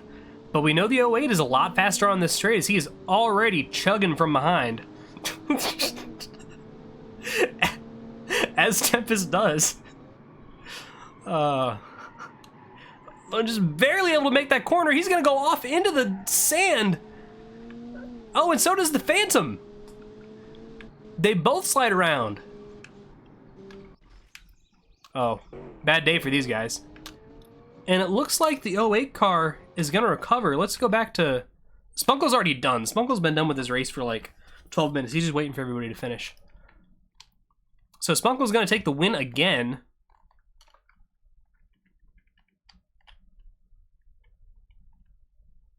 I don't know who Daniel is. I don't know what that is. So Spunkle's gonna get 5 points. Let's go back to the race here. Second place is gonna be the 022 car again with another second place finish. He's gonna take 4 points. 3 points, predictively, for the B300. I'm gonna go ahead and add 2 points for the HETAC. This is the same 4 positions for the first 4 here. And 5th place this time looks like it's gonna be Repty in the Tempest. He's gonna gain a point this time.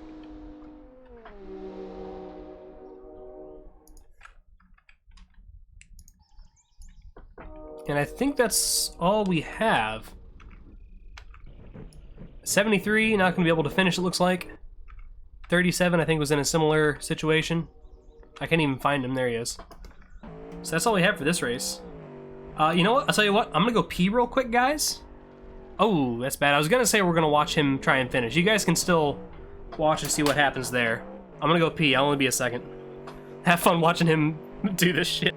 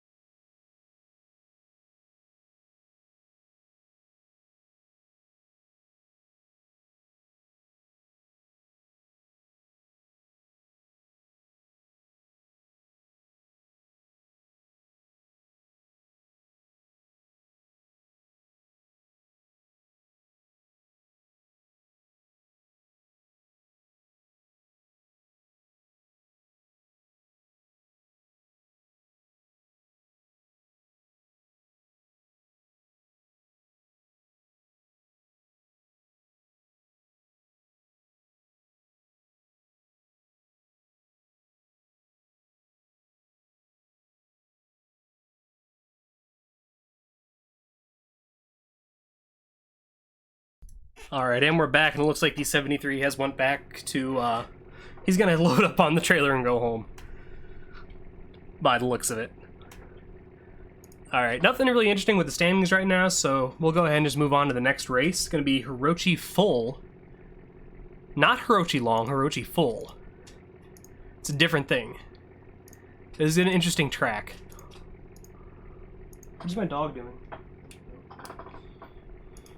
His, like, little toenails are banging on a piece of plastic. Saw him banging on the plastic.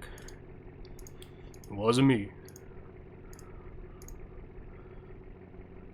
Saw him heading back to the tent, the 73. That was bad, I'm sorry. Alright, I think I got everybody loaded up, probably multiple times. And they should all go to the right here. I'll explain this track in a moment. Everybody went right? 1, 2, 3, 4, 5, 6, 7, 8. Yes. Okay. So this is essentially a full lap around the outside of the track, if that makes sense. So this is going to be a lot of forest area. It's probably going to look like absolute shit on stream. But, oh, and a couple sliders up there. So this is one lap, and it's a very long lap. Or a fairly long lap, at least. As see up front, the Big Cheese not taking as much of a big lead as usual here. Still leading, but not by a ton. 73 and the 37, again, very sketchy cars, but they are fast when they're not spinning out. The problem is that they spin out. But if they made it in, they certainly can get some points here. There's no really good camera angles to go for this, but we'll watch the top three. Here's the 37, slides around. He saves it, but he does move back to fourth in the process, it looks like. Or at least a battle for third, and the 73 gets a little loose. He does not save it, but it doesn't look like he took any damage. We'll watch here, see if he can manage to recover. He's having a bit of a poor time. But he gets it back going. I don't think he's going to be getting any points this time unless a couple people wreck out. Unfortunately, just a little too sketchy, that car. And I don't know where the cheese is. Oh, here he is. He's already going to win. Spunkle, you got to do something about this, man. I mean, it's not your fault. This is just a little insane. Okay, so this is what we need to do for next season, guys. Everybody has to recreate this car, right? This is the winning combination, it's obvious. So everybody needs to take the tiniest car they can find, stuff a V12 in the front of it, and make it front-wheel drive. And we've got it. You gotta go, Repty? Alright, bud, I'll see you later. You'll get some points, I'm sure. You'll get up there. I'm sure you'll win the whole thing, buddy. Maybe not, but you know, confidence, right? I started to say earlier, I don't think I finished it, but someone said the V12 in the front-wheel drive car wouldn't make sense for a fun budget market. That's where I disagree, sir. That is where it is, or madam. I disagree because I currently drive a fun budget car. I drive a 2017 Ford Fiesta. It makes 120 horsepower, and it's the second cheapest car on the market. And I got the SE version, so it's no longer the second cheapest car on the market because I got the SE version. But if I would have got the S version, it would have been the cheapest car on the market. So it's definitely a budget car, and it's a little, you know, cheap little thing. It's fun. It's a little city car. It's fun, right? Let me tell you, if I could buy that 44 car for the same price that I bought my Fiesta, that little 44 car would be in my driveway. It would be fun as hell. Go ahead and buy 12 spark plugs and tell me how budget is. Look, there's nothing else in it. You're just buying the V12 with the wheel strap to it. There's no car there. The car is just okay. So it's like you ever have like a really good sauce, like a really good dipping sauce, but you got like a really shitty nugget. The nugget is just the vessel for the sauce. The entire outside of this car is just a vessel for the V12. The car doesn't matter. It's just the V12. You're only paying for the V12. With wheel strap to it and some metal kind of jaggedly assembled around it.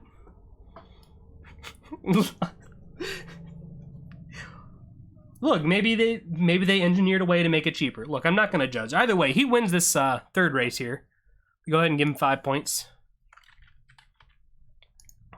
We'll unpause here, see who makes second. Second is actually going to be 37. Getting points. Managed to keep it straight. Finally getting on the board in a nice way. Third place is going to be, once again, Martin. Third place in a row. And do we have a battle back here, or is that one car? No, that is a battle. That's between Repty's Tempest and the 22 car. Let's see if I can get a, yeah. And it's going to be Repty with the high speed there. Tempest is going to get 2 points. And the 022 car going to have 2 second place finishes and then a 5th place finish, only garnering him 1 point. A quick step back. I don't think he had any issues there. Then after that, we have the Phantom and the CCIGT, who also is used to getting a couple points. Only car not finishing looks to be the Auguron again. Oh, there he is. He made it. Let's load in the next one. Points right now, not too interesting. We have the Spunkles Cheese Monster with 15 points. I put it up on stream, but like it's not worth looking at, I assure you. Second place is a tie between the 022 and the B300. And third place is a tie between the Kensho and the CCIGT. I think I said that right. We'll check out the point standings after this next race, when they're a little bit more interesting. Speaking of which, the next race is going to be at Hirochi Alt 1. This is the same track we had for the last chance race. So we know that these cars should be able to make it through without too many issues. I think I got them all loaded in. Yes. Looks that way.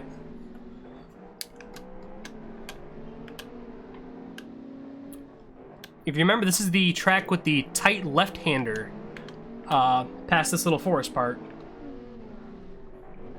Is the last race in this little forest that we're going to have. And we're not in here for very long. This is a 2-lap race. 37 up front, actually beating the Cheese right now.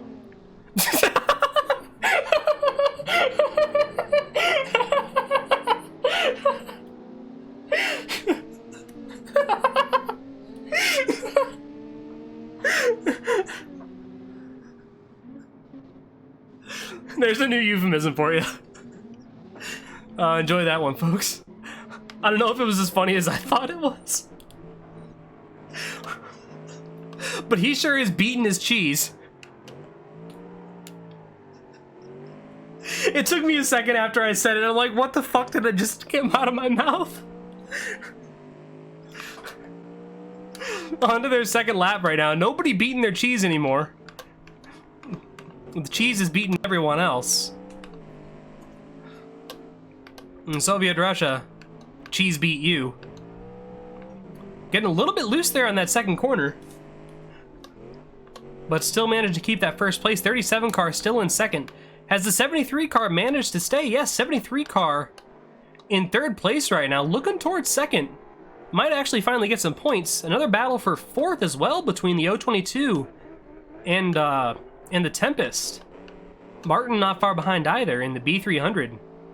Looks like everybody's here, actually. All 8 of them. On board with the 37 car. We know the 37 and the 73 both have some issues on this corner sliding out. Make through that time. A little bit loose on the 73. As we focus back on the Cheese. I believe this is it. I think this is a 2-lap race. I think we're already done, right? Yes. Okay. So that's going to be the Cheese winning again, undefeated so far. We've seen him get loose, but he's yet to fail.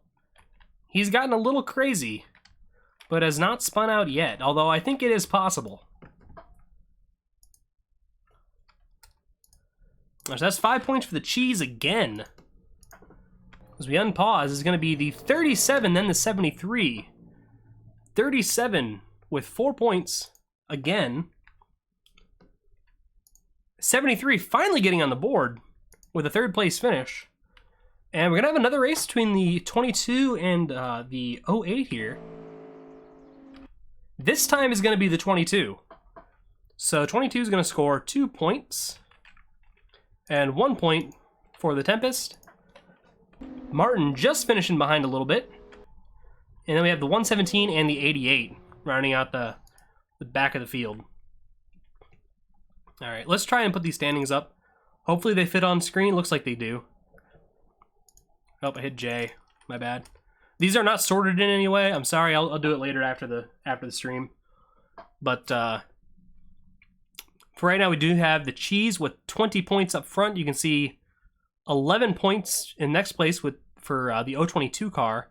After that, all the way near the bottom, we do have Martin sitting there with 9 points still, sitting in third place. After that would be the Kensho with 8 points. Yeah, a couple with 4 points, the CCIGT, as well as the Tempest with 4 points. 3 points is the Augeron, and 1 point the Phantom. So everybody has a point so far.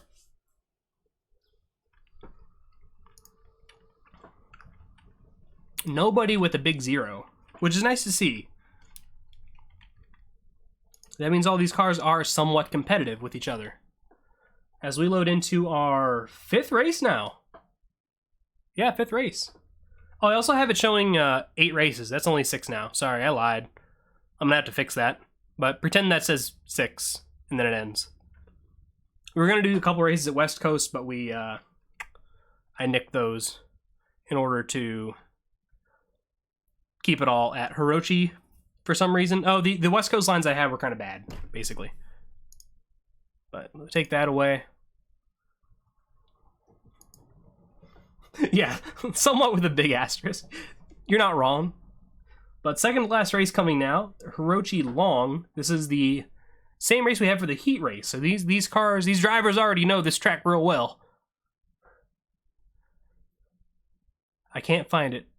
Where is it? There it is. Hirochi Long 2. That's full. No, I want long. It's like ordering at Starbucks. That's a bad joke. I think I got them all long. Okay. 5th race. Out of 6. Let them loose. Bad start for Spunkle. Let's watch him climb through the field here if I can get a camera on him. Here we go. Let's see how long it takes him to get up to this first place position. Already moving past 3 or 4 cars. Oh, the 37 gets loose. He's gonna correct it. Oh, but not quite save it. Meanwhile, Spunkle and the Cheese car already back up to the 2nd place. Going at about 120 into this braking zone here. Battling for first now. 73 gets a little bit loose, and that's gonna allow the 44 car to take back the lead.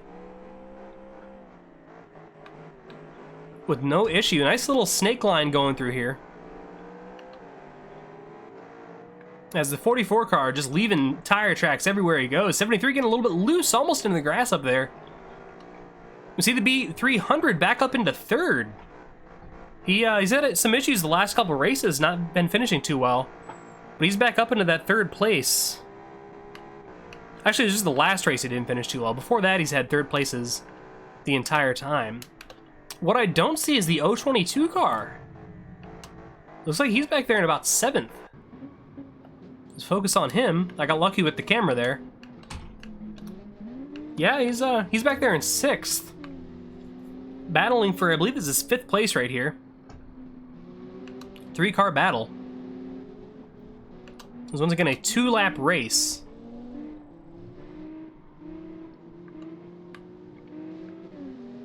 See if the CCIGT can gain some more points. Not been doing incredibly well. But, and once again, everybody on the board at least a little bit. 22, really good through that corner.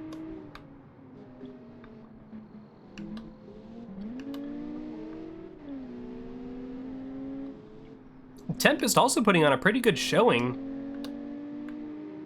This looks like maybe some stability control issues for the 22. Lets the 117 back past him.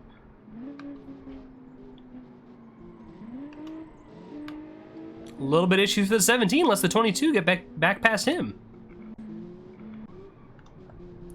37 car still trying to catch up to these guys.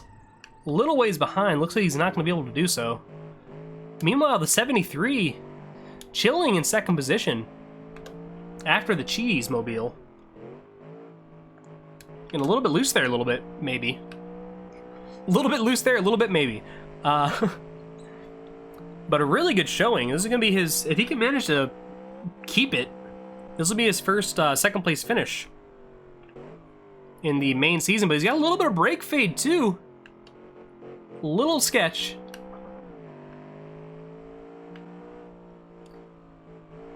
This is currently Cheese, Augeron, B300, Tempest, and a battle for the next spot. Oh, but 73 goes into the sand. That's going to allow Martin and the B300 to make up to the second place. We got to focus on the winners here. Give me a second. Wrong button. Hold on. Let's get there. Where's Spunkle? All right, Spunkle already won, right? Yeah, Spunkle already won. This insane little thing.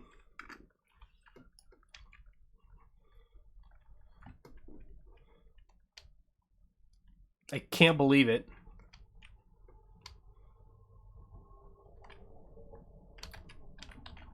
All right, let's get ready for this finish. I'm gonna go ahead and give Spunkle 5 points. Let's see how this shakes out. So the B300 gonna get a second place finish. This is after not getting a top 3 in the heat race and having to come in via the last chance race. Manages to get a second place finish in the 5th race of the series. Actually, so he's gonna have a fairly decent shot at getting second place in the overall standings. And next we're gonna have Repti in the Tempest with a really good run. I was gonna give him 3 points. So far, he's gotten points. He's finished in the top 5 in 4 of the 5 races. After that, I'm going to go ahead and give 2 points to the 022 car and 1 point to the CCIGT. I believe that's correct. And then we have the Phantom, and unfortunately, the 73 not going to be able to finish this race as the 37 passes him up. I don't know where the 37 one here he is. He's going to finish. And on to our last race. And before we do that, I'm going to go ahead and show you what the last race is, because it's interesting. Now, this is the last minute one that I added. So they're going to start here at the start-finish line, right? They're going to go around this pit wall up there, head back here, turn right here, and make another turn. It's a little like S-bend sort of deal. Then I come back there, go up over that hill on the right, make a left at this intersection, come back down around this way, and start the lap over. I think it's a 4 or 5 lap race. So this is the interesting one. This is the wild card. Anything can happen here. This is called Hirochi Pit, is what I'm calling this. This is going to be our last race for the fun budget cars. The Budget Car Cup, if you will. So a lot of tight corners here, and we've seen the Spunkle, the Cheesemobile, have some issues with really tight corners.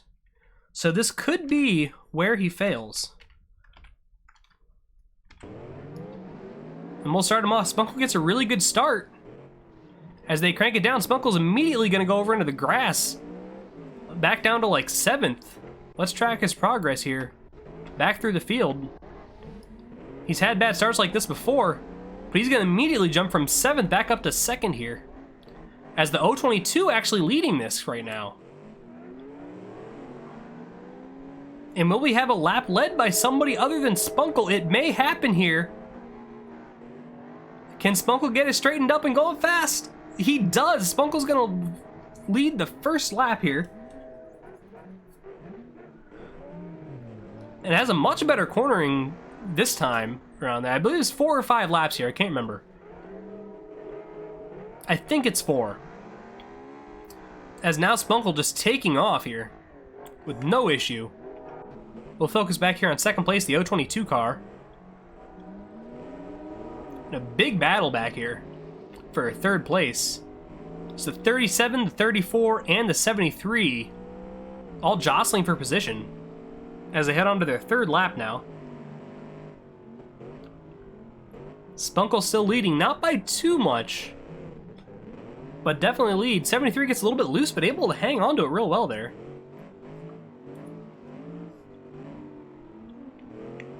'34 now breaking out. Oh, The Cheesemobile! He loses it, but he gathers it back up, back into 5th. And immediately up into 2nd. But can he catch the 22 car? That's the question. We have 1 lap left, I think. Maybe 2. I think it's just 1, though. As they're gonna crank it down back into this 180-degree turn. And the 22 car has some sort of issue there, maybe. Not able to get it back going, and Spunkle takes back the lead. But we know he has issues in this corner, or he did last lap. He makes it smooth this time, though, and he's gonna be back in the lead, I believe, on the last lap. Still have a battle for 2nd, though. And we'll see if this is the end of the race here. If Spunkle doesn't turn in, which he is not. Okay, so this is the end of the race. Spunkle's gonna win every single race of the season in the little printer strapped to a V12, V12 strapped to wheels, whatever we're calling it. The cheese monster. And that is just insane. That is unbelievable. Spunkle's not here right now, no. I don't think he could make the stream. But yeah, so I'm gonna let you guys decide. Not right now, but I think I'm gonna have a little poll, probably in the Discord, and I'll probably post it on the site as well. Do we ban V12s, or do we just let everybody replicate it? I'd love to see everybody replicate it. I think that's fine, but I'll let you guys decide what we want to do there. Do we want to ban V12s because they're unrealistic as far as what a fun budget car would be? Or are we going to let everybody just go all out? I don't think V12s are necessarily the answer. I don't think we've seen enough to know that for sure. I know Spunkle. I know Spunkle's previous history in building cars. He always builds crazy fast cars. It doesn't have to be a V12. I think he could, in theory, build a car faster than the little Cheesemobile here with an inline 6 or something. Like, I don't think the engine really matters for him. He's just really good. I'm sure the V12 may help, but Cheese the lightest car, that's why it's the fastest, not the engine per se. Yeah, I agree. I don't think V12 is the answer. I think big engine, or like lots of horsepower, front wheel drive, light car is the answer. I don't think we need to ban V12s. I think we need to look at the fundamentals of why that car is a success and follow that lead. And I'll tell you what, I don't know if Spunkle wants me to say this, but he posted it publicly. He says he has a rear engine, rear wheel drive, I think, car that is almost as fast. I don't know if it has a V12 or not, but I think he did say he has a rear engine, rear wheel drive car that is just practically almost as fast as the Cheese. D-Rock, also front wheel drive. I think that's really the key here. Because if we look at all the sketchy cars, other than his, the 37, the 73, I think all those are all-wheel drive. And I think all-wheel drive with a lot of power is a lot sketchier than the front-wheel drive with, yeah, whatever I was saying. I could be the V12 with the V8. The issue is not the fact that it's a V12. The fact is that the car probably weighs nothing and took a good bit of liberty when it comes to what's marketable and realistic. Yeah, I agree. I don't think the V12 is unbeatable because it's a V12. The V12 doesn't matter. It can be a V8. It's just the horsepower. It's the raw horsepower, the curve. I don't know what the V12's engineering time limit just factors into the... I don't know if that... does that factor into the market score? I don't know if it does. All-wheel drive rear bias isn't helping. All-wheel drive with 70-30 is real great. Yeah, I can imagine you could probably do something like that. All-wheel drive and just have most of the power being in the front. It doesn't? Well, then abuse it. I mean, I don't know. I started, when I first started doing this, we started doing stuff when we started adding more and more rules. for different things, and nobody wanted to make a car for it because they had to follow 8 different rules. And that also meant I had to check every car individually to make sure they're following the rules because there were so many. To give you an example, we had 20 cars enter this race, or enter like this series, and 2 of them didn't put the number on the car right. And that was like the 2 rules was get it above 120 market score and put a number on it the right way. And and that was in the end. I still had 2 people who couldn't do it. There were like 5 originally, but I was able to contact them, get them to fix it, and send it back to me. So I don't want to add more rules because people can't follow them easily. Or I do a bad job at like trying to tell people what the rules are. I feel like I post them as much as I can, but yeah, Sniper, feel free to join the next one, bud. Do you know what the website is? Someone give him the website link if he doesn't know what it is, please. Only rule is get more than 120. He did that, so I don't see a problem. Yeah, I don't either. I think that's fine. Get above 120 market score, put a number on the roof of the car facing the left direction, and that's pretty much it. Then we just have the, okay, SVG's your friend IRL, he hooked you up. Sweet, awesome. Yeah, feel free to join next season, man. 2 weeks, we're going racing again. Let me get these points sorted out, though, for race 6. We're already 2 hours into this, good lord. Alright, Spunkle wins everything. I don't even have to tell you who the winner of the championship is. We could have a bit of a race for 2nd place here, though, in the standings. So let's go ahead and play this for a second. So it's going to be the 37 getting 4 points. If I can find him on my sheet. Here we go.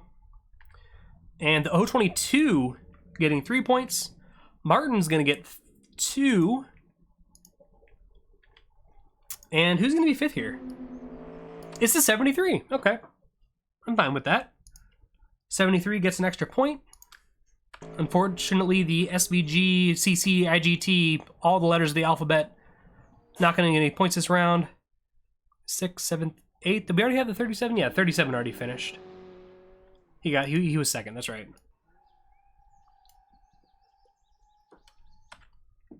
Really isn't a problem, but the realism is distasteful, in my opinion. I hope this doesn't get a meta. I don't think it necessarily will as far as the V8 specifically. Or sorry, the V12 rather. I apologize. I think lightweight, front-wheel drive, big horsepower will be the key. And like I said, Spunkle already said he has another car that's, I believe he said it was definitely a rear engine. I think it was also rear-wheel drive that was just as fast or nearly as fast. I can see already the next race everyone is rocking the V12 front-wheel drive and gets dusted by a turbo inline 4. And then we all claim it's OP because it's too light and peppy.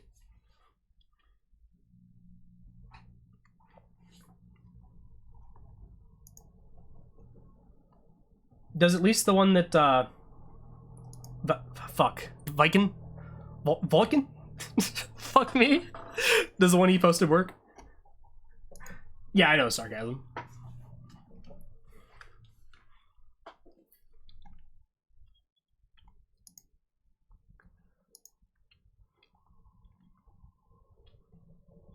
Let me see if I can sort these quickly.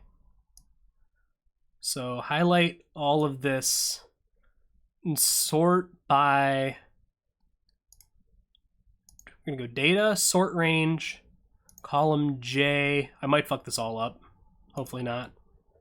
And sort, I did it backwards. Okay, that's fine. Column J, Z to A. There we go. All right, does that work? I think those are our final standings. It's going to be Spunkle with the cheese monster, the big cheese, the laser jet printer with a V12 and some wheels attached to it, getting the maximum amount of points. That's 30. There's no race 7, race 8, by the way. I screwed up. But it's a 6-race series. Second place will be the 022 car with 16 points, followed just behind, followed closely behind. I think I'm still saying that wrong. Either way, third place is Martin with his B300 with 15 points after making it in through a last chance race, interestingly enough. Did not get in the top 3 in the heat race, but manages to transfer through the last chance and ends up with a 3rd place finish. The Kent Show, little bit of a sketchy car. Wrecks out in a couple races, but still manages to get enough 2nd place finishes to end up 4th in the overall standings. 5th place is going to be the Tempest.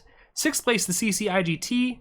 7th is the Ogron with 4 points, a very fast car, but just needs a little, I think just maybe a little bit more power in the front wheels, less power in the back would probably help it, is my guess. And then the Phantom, getting a point in the first race, but no points throughout the rest of the series, going to end up with 1 point at the end. But everybody gets on the board, and I gotta say, even if we did have one car dominate the entire series, the racing for the rest of it was amazing. Like, this is no offense to Spunkle, but if we just take his car out, we had a really epic battle for what would be first place without his car. Which one of them is the very orange one? That is the 3rd place. That's the B300, yeah. That's the only non-hatchback entered into the whole thing and it finished 3rd. I think we've got a good competition here. It just needs to get sorted out. We need to figure out what the metas are, and then we can have metas competing against metas, right? The first season's never going to be super close because everybody's trying something different. But soon we'll kind of all conglomerate in the same idea, and then we'll just have little one-off like experiments here and there. I also want to say, while we have all these guys here, as far as like for this series, watching it, and people watching the VOD as well, there are testing lines available on the site. They're also on the Discord, and I think under announcements, I posted a link to the testing lines, so you can load a couple lines into the game and test your car on some kind of sketchy lines, or on West Coast and Trial Mountain, to see how your car does. You can make like a couple different cars and test them against each other, see which one's faster. That's one of the ways that Spunkle ended up so good, is because he tested his car. I imagine Martin did the same thing, as well as Repti. They all tested their cars on some lines that I'd made before that aren't used anymore, and made sure they had the fastest they could, and they tested and tuned to get their fastest car. So if you want to be able to really compete with these guys, that's the kind of stuff you got to do. But we do have two more types of racing left. Not going to be too much longer here before the end of the stream. But we are going to switch over to West Coast for a little while. I don't know why I spawned on the racetrack. That'll work. Yeah, Martin tested his car. I know Spunkle did. Is this actually loading, or did the game break? The game might be crashing right now. We'll see. I'm just gonna let it do its thing for a minute. Here we go. No, it's not Italy race yet. We have street racing to do.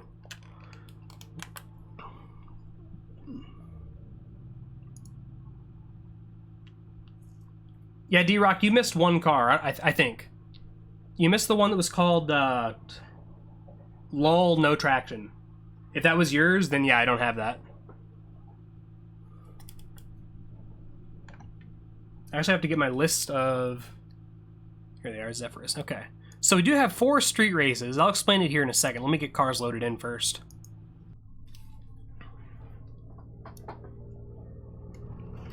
Oh yeah, if anybody's wondering, I posted in the Discord like a week or so ago, the car that was spinning out and then coming back up to the front every single lap. It would like go up to 3rd and then spin out, go to the back, and then go back up to 3rd. That was the Auguron. That was like Hulu's car. Hope I'm saying your name somewhat correct.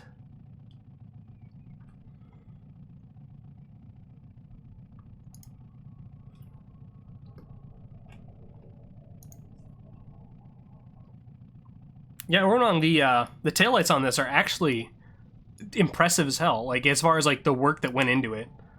I can't say that I love the look of it, but I can tell what work went into it. So that's something.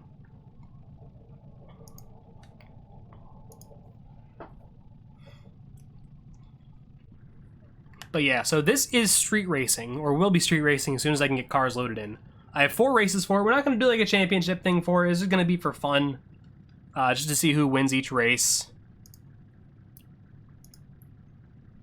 We can just keep track of who wins and such for each one.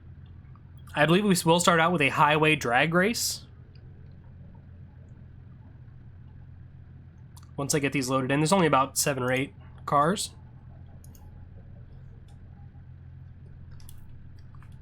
I don't know the stats for any of these cars at all, so if you're in chat and want to say, hey, I have the purple car and it makes 300 horsepower and it has it's powered by a bumblebee, go ahead and do that. Also, can you guys stop naming your cars just like GTS? It's hard to pick them out of all the other ones. I managed. But oh my bad. Thank you guys. Sorry. My B. There you go. Scoreboard gone. Whatever. You guys got a good look at it. You know who won now. That was the whole idea.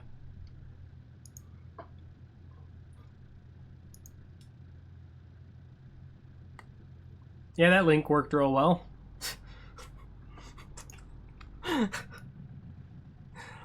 All right, we have the Zephyrus, we have the Ziona. I forget how to pronounce it. I think he probably told me. We have the Lynx KR. I'm gonna try to remember all these. This one, was this a? I know who it's by, but what's it called? It is called the Volk Street Tuned PW. I don't know.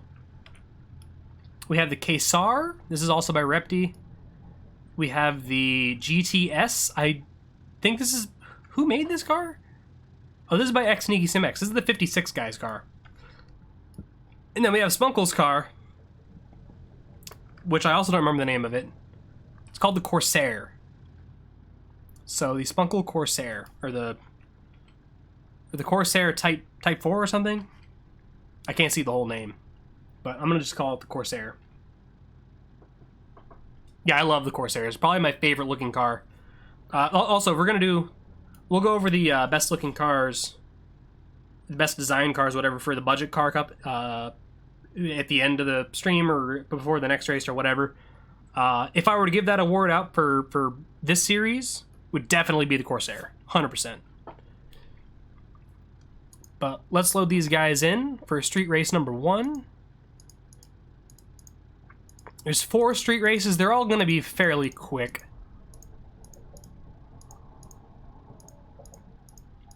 Not too much time spent doing this. This is originally going to be another recurring series, but it got to be a little much. So it got tuned down to just a one-off series. And we can see a return to it if people want.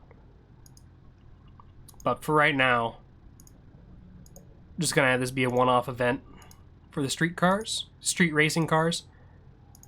The idea for this is you could either do I think it was 2.5 liter turbo or a 5 liter NA car, naturally aspirated. And this first race is just gonna be a drag race through the highway. There is a spot up here where I declare it over. It's just at the end of a bridge. There's no real good over point, but it looks like it's going to be between the Lynx. This is called the KR, I think. And the Corsair, he's up to about 150 miles per hour, and he is catching the Corsair. And the bridge is up here. It's going to be this end of this bridge right here. Right there.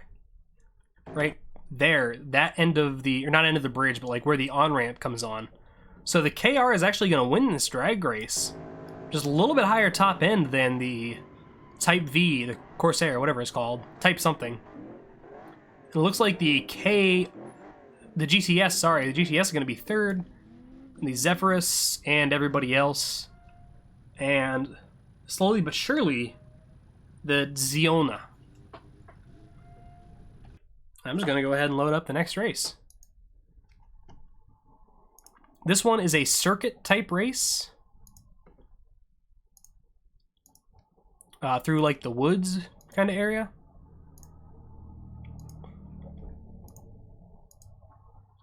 I don't really know how to describe it. I think I got everybody here. We just make sure all the cars are on this line. Yeah, we have everybody. So we're gonna start and end right here at that white line.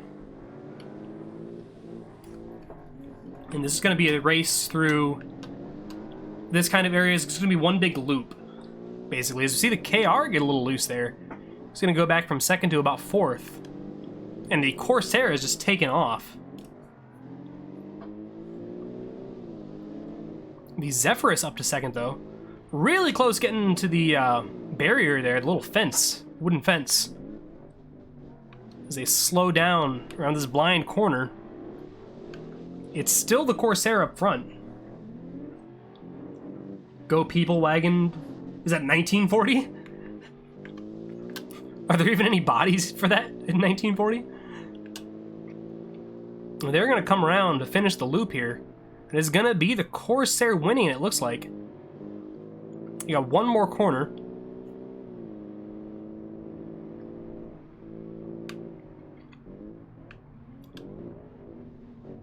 And the Corsair will win, followed by the Zephyrus, and the last second, the PW, and then the KR and the KSAR and the GTS finishing right next to each other. Oh, that was painful looking.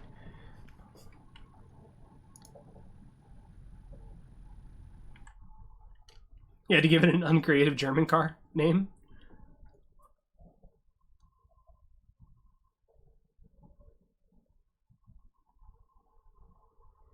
Alright, Street Race 3. I forget which one this is, to be honest. We'll find out as we load it in, I guess. I know there's kind of a mountain-style race or something that I did. And then there's another one. I don't remember what the other one is, though.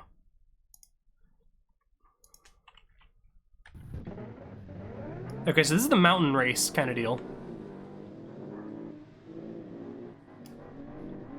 Kind of like a Touge racing, if I'm saying that word right. Kind of style thing.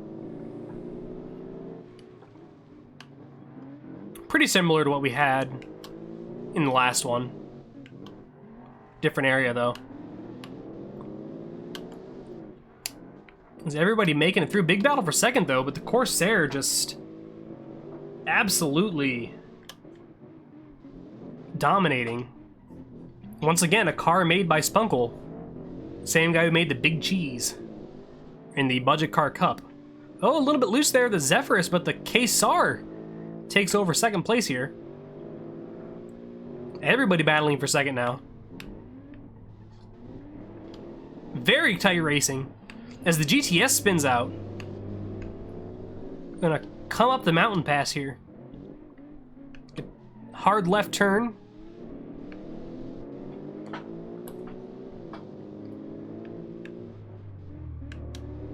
Corsair looks like he's gonna win it.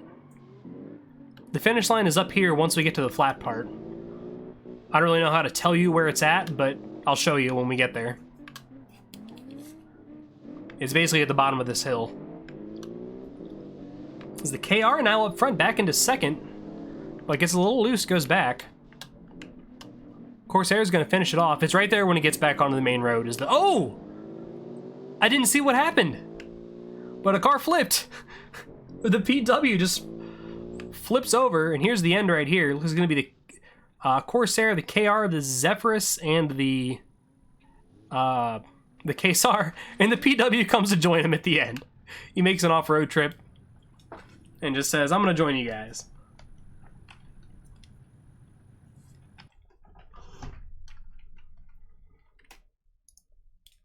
Alright, I don't know what Street Race 4 is at all. To be totally honest, I don't remember.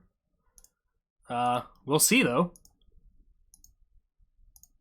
I thought 3 was the last one I recorded. But I must have done one after that. I think I loaded everybody in. Let me go through the cameras for each car. Oh, I remember this track. Okay. So this is, I think, a 3-lap race. And you guys will see the circuit that we're going through here. It's going to be kind of a ovalish sort of deal, or almost an oval with a little bit of turns. Gonna come around here, make a left turn into this industrial area, a quick right-hander. German engineering flips over and still drives perfectly fine. Exactly. That's a 5-star safety rating. We're gonna come right back around here, right back to the start line. Start-finish line is at the little crosswalk after the end of the bridge here, so right where the green car is right now. And it's 3 laps of that, so we're on our second lap now. Corsair still leading, KR in second. Zephyrus third, Repti's Kesar fourth, and now fifth as the PW takes over the 4th position.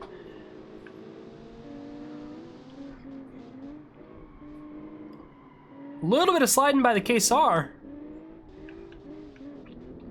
I keep thinking that car just means cheese.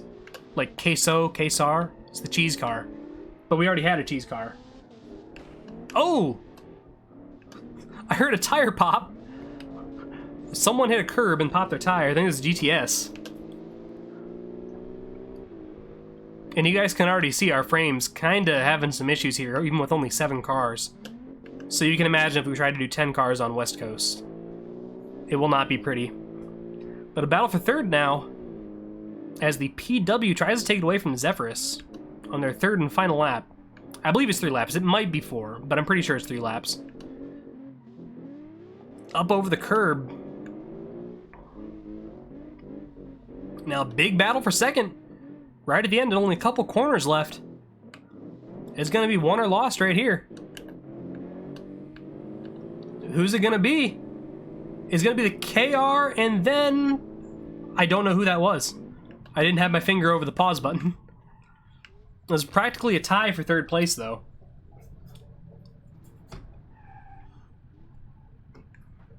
I see the GTS having a hard day. But that's the end for the street cars. And now to move on to our last and final race. Yellow one was 3rd. All right, so Zephyrus was 3rd. Our last and final race will be the Timeless Tour at Italy. So go ahead and... Oh, that's the wrong button. Go ahead and grab a drink while we wait for Italy to load up. That's going to take about 3 years. I guess we do runway so we have plenty of room. Feel free to hit your time clocks now on how long Italy takes. Maybe go to the store, grab a couple drinks. You know, maybe go get a college degree. And then come back and we might be halfway there.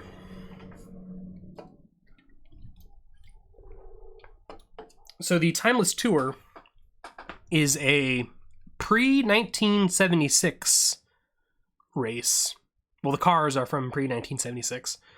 The rules are you have to make a GT car, like a Grand Touring car, that was made in the year 1976 or prior. And I believe we have 8 of those competing. I actually have to get that up so I can know which ones to spawn in.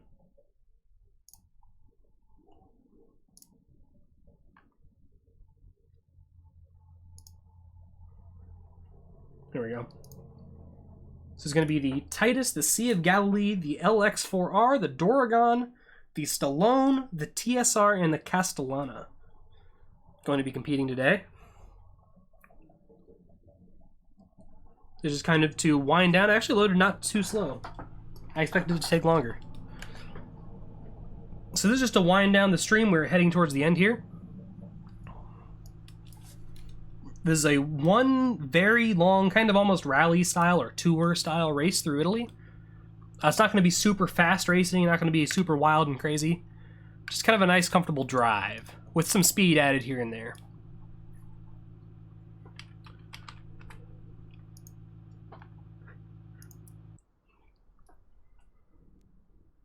It's faster than loading on your PC. Well, yeah, but it's still slow. It was faster than I expected, to be honest. It usually takes longer, I think. But I got the game warmed up or something, I guess. That's how computers work, right? It's like a car engine, you gotta let it sit in idle for a while.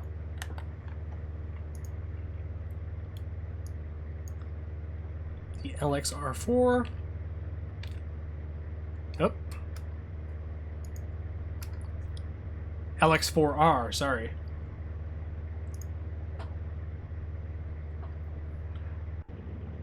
Very similar to mine. Did I post my specs? I think they're below my stream.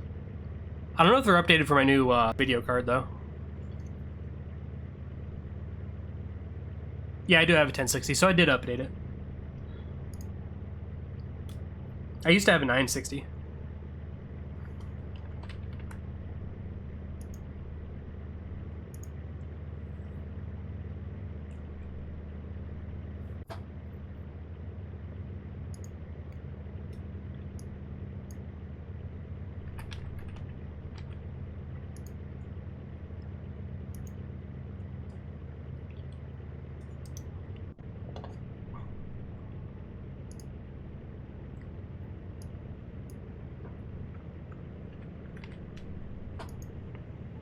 A lot of people use the same little, what's it called? The Starion? I don't know what it's called. I call it a fucking Camaro. But, apparently it's more closely modeled after a Starion, some sort of, I don't know, Japanese thing, I think. I don't remember. But I think 3 people use that body. I'm a little upset about it, because it's kind of more of an 80s style body, I feel. God, my car is so loud. I kind of hate my car, by the way. I really don't want it to do well, because it's... I did it very early on, and it is bad. So we have this V12 thing. I don't know enough about these cars. We have the Sea of Galilee, which is just ridiculous. I'm sure Oronog's going to tell you all about it in chat. We have the Apparition, which is a huge, heavy car. I believe powered by a Mega V8, though, if I'm not mistaken. I'm sure it's got power. We have the Doragon. I don't remember anything about this car, but it's green. We have the Stallone, which looks nice. And it's neat, actually. I think I'm still going to give this one... I want to give another car the award for best looking car in the series. I'm crushed between this and the Doragon. I think I'm just going to pretend this doesn't have the number on top. And we're going to give it to this car. And actually, we might as well. Let's go ahead and do that for the budget cars as well. Give me a second. Before we do this last race. So, let me get my phone over here, because I have it posted on my phone. Who I have winning for this. Alright, for the budget car race, I did have 3 cars. Oh, also, we have to do the rookie of the race, which I guess would just be Simmer 22. Simmer 22 got second in the Budget Car Cup. So he will be your rookie of the year, of the season, whatever we're going to call it. That's simple enough. I didn't expect a rookie to get second, but he went ahead and did it. So he's your rookie winner out of all the rookies. Second after that would have been Red Son in 4th position with 12 points. Is your secondary rookie of the year. But for best looking cars, or my favorite cars, or best design cars, whatever we're going to call them, for the Budget Car Cup. 3rd place is going to go to the 37 car. This 3rd place, I really just love the look out of it. It looks like a race car, just in general, which I like. The white rims with the red paint just automatically is very racy. I like it. The shape, kind of like a Suzuki Swift sort of deal. And I love the banner. The banner gets me every time. It just looks so nice. But just in general, a very nicely designed car. Nothing super spectacular, but it's in general very well done. There's not any bad like clipping or anything. Like everything just looks right. I really like it. And for 2nd place, for best design / my favorite / whatever, I don't know what I'm actually calling it, for the Budget Car Cup is going to be the 73 car. So this is the Augeron, and decided to spawn sideways for some reason. Once again, you got the window banner I really like. It would be neat. Oh, he does have the little window stickers here for the number. I like that a lot. What I really like is the detail on the front of this car, though. It's really detailed. I know Repti likes to do detailed cars like this in the front, too. And his probably would have been fourth for my favorite. But he'll have favorite cars coming, I'm sure. He does really good jobs. Really, really good jobs. But the thing that put this car in second is a 22 got second in the Budget Car Cup. You were second, and you were the best rookie. So you got the Rookie of the Year or whatever award, whatever we're calling it. You got second with 16 points, just 1 point ahead of third place.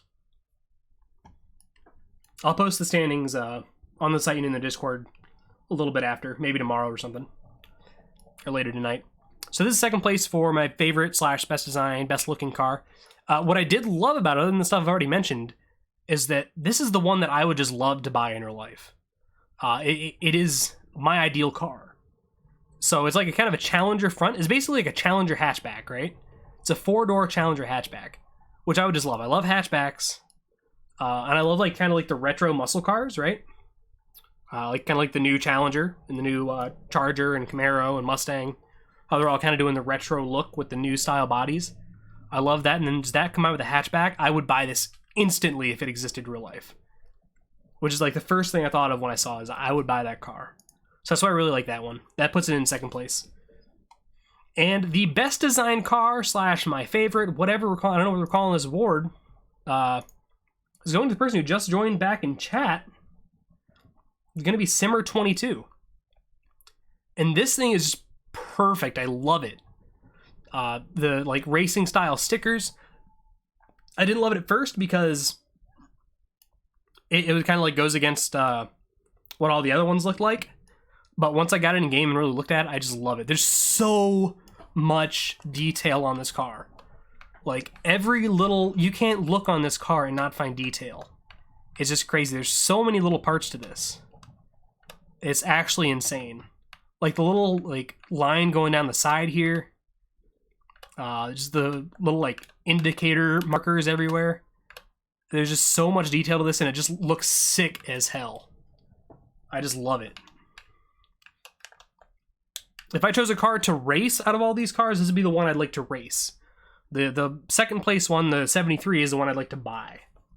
I wouldn't buy this one, but I'd definitely take it for a car test track day.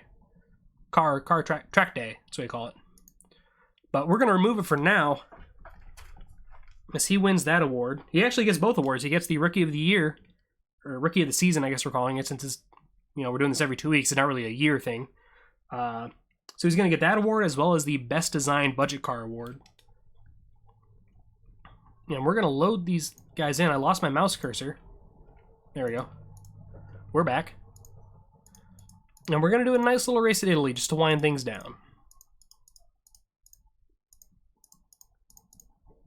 I probably should have done the awards for Budget Car back when we were doing the Budget Cars, but, whatever. It doesn't matter, right?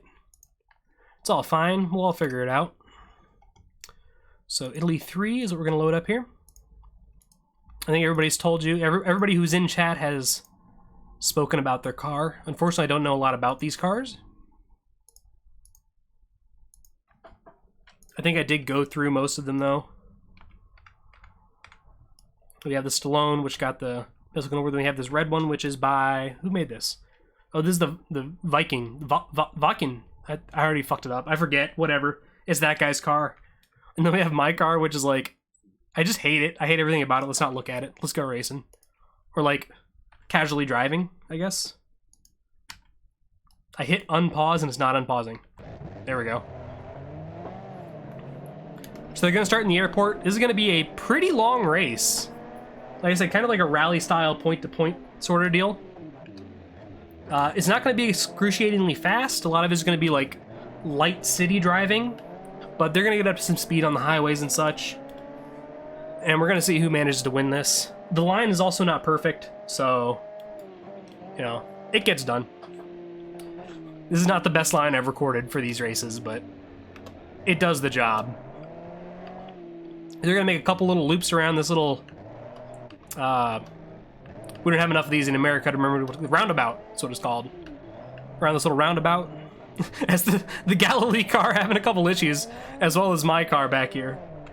Let's focus up on front, or up front. We have the V12 taking an early lead, with the Apparition and the Doragon closely behind, as they take a bit of a highway race. Hitting speeds of about 140, maybe close to 150 by the end of it. And the Apparition gets a little bit loose, it looked like, back there. But he manages to keep it straight as they're spread out pretty nicely now. They're going to be coming into a city here soon enough. Slowing around to make it around that bend. Apparition catching up a little bit. Apparition, once again, made by Spunkle, the cheese car maker, and the Corsair, the kind of red classic-looking car. The guy who made that. Into the tunnel now. Once again, slowing down to about 100 to make this corner. Heading into the city pretty soon. Who made the V12? This is Martin's car, right? Yeah, Martin's car. Right? Yeah, this is Martin's car. So this is the maker of the orange B300, the non-hatchback in the hatchback series.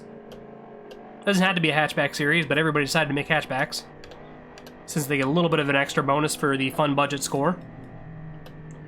Finished third there, currently leading in the Timeless Tour.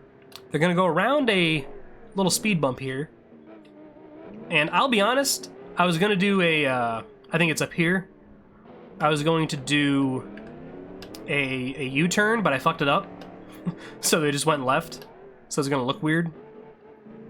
So they go over these little bumps, slowing down to make that. Right here. This is originally going to be a U-turn, but I couldn't make it, so they're just going to go left. It's fine. And once again, over a little bit of a bridge. Gotta slow down to make that. And they'll get back out to some nice curves eventually. But for right now, just kind of crawling through the streets. Gotta slow down, make sure there's no traffic, I guess. It's totally not me deciding which way I want to go. I don't know this map, like, at all right now, so I was just kind of, like, guessing. In recording a line that takes this long of a line, if I've screwed up once, it's done. I think all the cars are here. Yeah, you're still here, buddy. Everybody's still here, but it's not necessarily fast. There's my car. Barely makes it up the hill.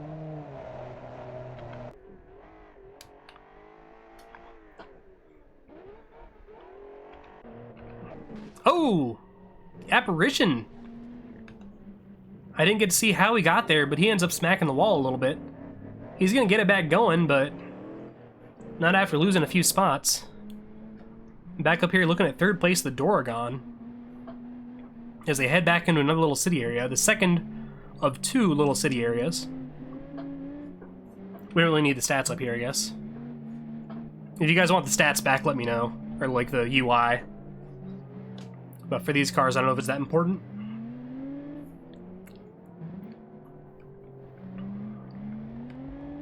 Oh, a little bit loose on the... what is it, cobblestone? I don't know, we just have bricks here. I mean, a cobblestone is basically a brick, right? And the two Camaro-y type cars inside of each other perfectly. Beating the cheese, if you will.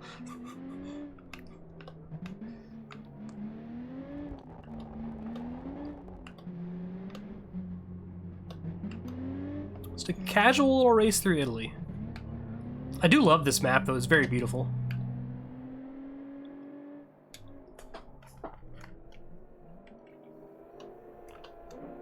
Let's watch him go through this corner here. Can't really watch him because there's a bunch of trees, but don't worry about it.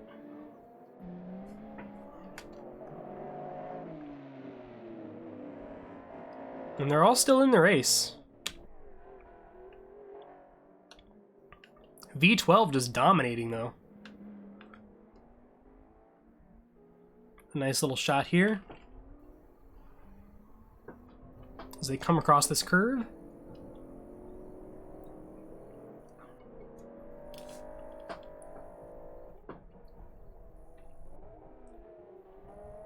My car is so bad. I didn't test my car at all.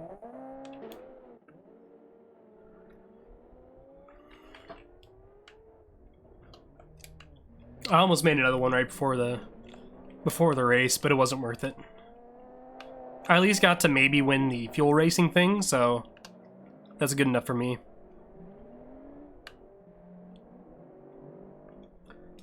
Through the Italy curves. It's not over yet, folks. There is a point, it's one of the last corners of this, like, I'll say track, of the course, I guess, where I don't know what happened. I don't think I screwed up the line, but the AI, and I posted this in the Discord, the AI really don't like, there's a little curve up here, and the AI just handles it very poorly.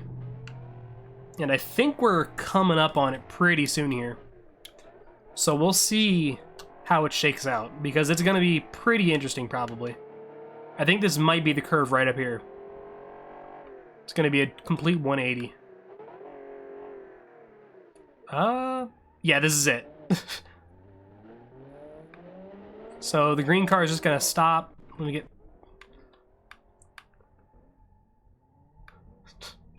They all do kind of weird thing. They just stop there for some reason. None of this is necessary at all in my eyes. But the V12 actually handled it very well. And he's going to be able to keep his lead by quite a bit. It looks like, I think that might be...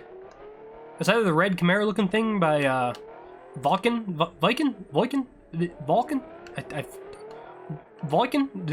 I forget. I already had to learn one freaking name that was weird with Liad, and I have to remember this one. Not that your name is weird, I just don't know it because I'm very uncultured, so sorry. Then we have the Stallone in third, the Apparition after getting damaged, finishing in fourth. The Galilee coming in fifth. And did anybody else make it? I hear another car coming. And it's gonna be my... I don't even remember what it's called, the Castellana. It doesn't sound very healthy at all. Are there any others? Who didn't finish? Did the Doragon not make it? I don't remember seeing the Doragon finish. The green one. Let's kind of walk back here, see if we can find it.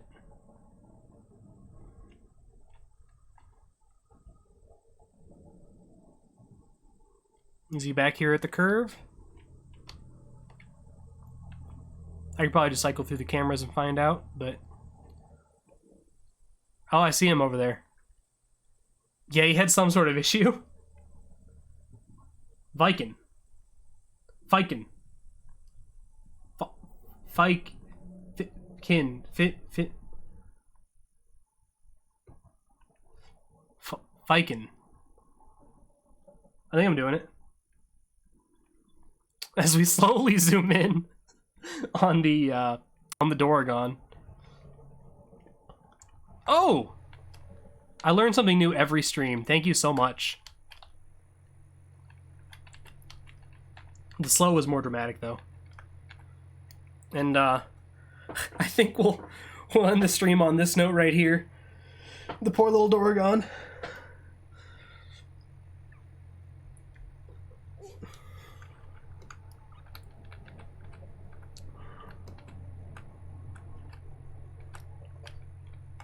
Oh, and what is... Oh, this is his wing! I forgot about that. So he's been putting wings inside of his car. We'll end the stream in a second, but I have to explain this. He's been stretching out wings and putting them, like, inside of his car, like right here, for aerodynamics. I'll be honest, I don't know how well that works. But he hides the wings inside the car's body, and apparently it makes it better. And this is the wing that has somehow exited the car and is now laying on the track as the car is in the guardrail. But you know what? We'll end on that note right there. It's a nice little shot. And I think we'll call it. Thank you to everyone who came out and watched this. I think it was really fun, even if we did have a one card dominate the whole thing. That gives a lot of people inspiration for the next season, which will be in exactly 2 weeks from now, or 2 weeks from the start of this stream, so 1 p.m. on Eastern Time, on Monday, 2 weeks from now. I don't know what that date is. I imagine sometime close to May. But yeah, so whatever date that is in 2 weeks. Am I announcing the next car specs right after this? For the after show and pre-show series? 29th? Okay, so 29th, 1 p.m. Eastern will be the next stream. At least for this. I might do a stream on a different day for non-BeamNG purposes. But I think the budget car is just going to stay exactly the same unless anybody has any realistic concerns about that. It's going to be the exact same rules. Yeah, I'll work on releasing some more AI routes. I don't know how quickly I can do it, though. Yeah, you can... Let me get that link up. I don't have a link for the... what's it called? For the after show series yet. We only have 3 suggestions for it. So while we have people here, if you guys want to suggest kind of like serious racing ideas, kind of like for the Timeless Tour we just did here with the GT cars, something less funny, like we have for the fuel racing, in more kind of a serious kind of like, I don't know, something like the street racing or the GT cars, something where it's just a normal thing. We can do like mom vans or rally racing, rally cross racing with some of the other kind of stuff we had. But here's the link.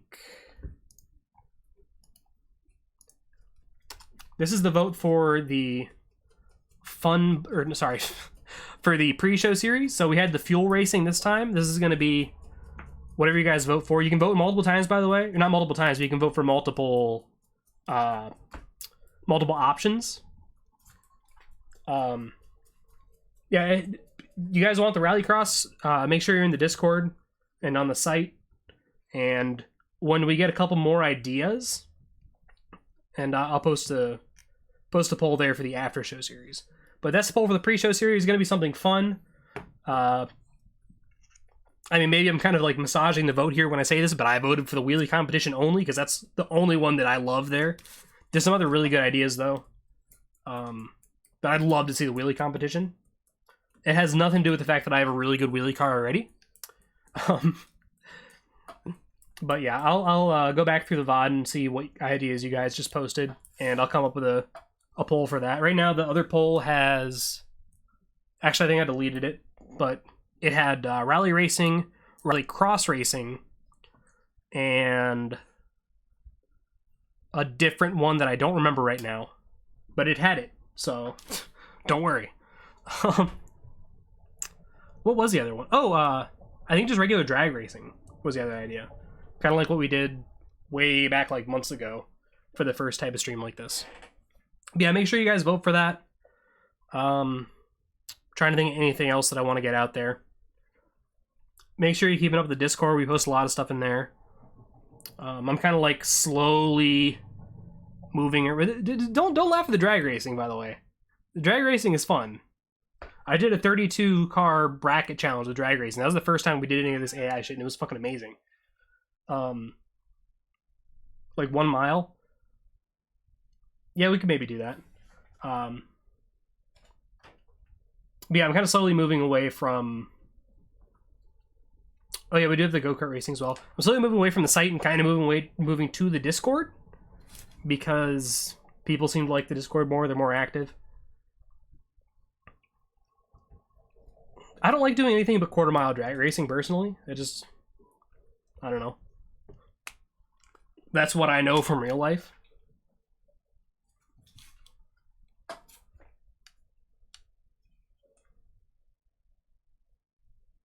I was reading chat. But I don't know. We can always vote for whatever. Let me check the straw poll right now, actually. What are we looking at?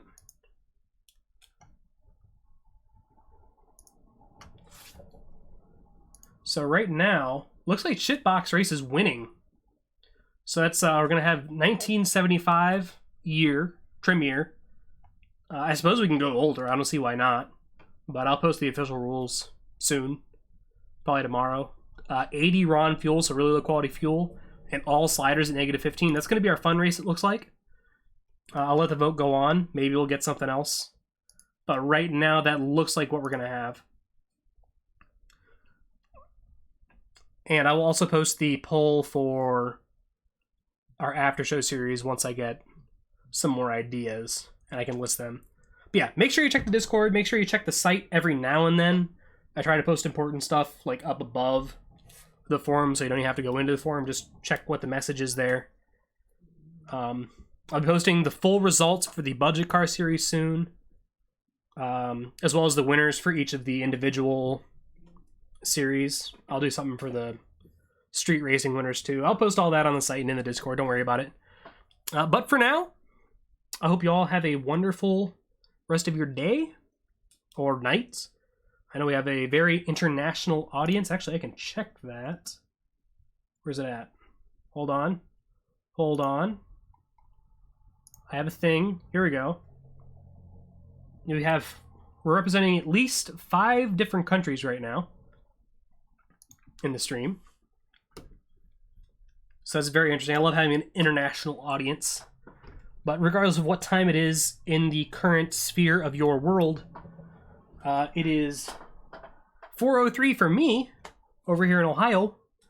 So I'm gonna go get myself maybe something to eat. Maybe a little bit of dinner.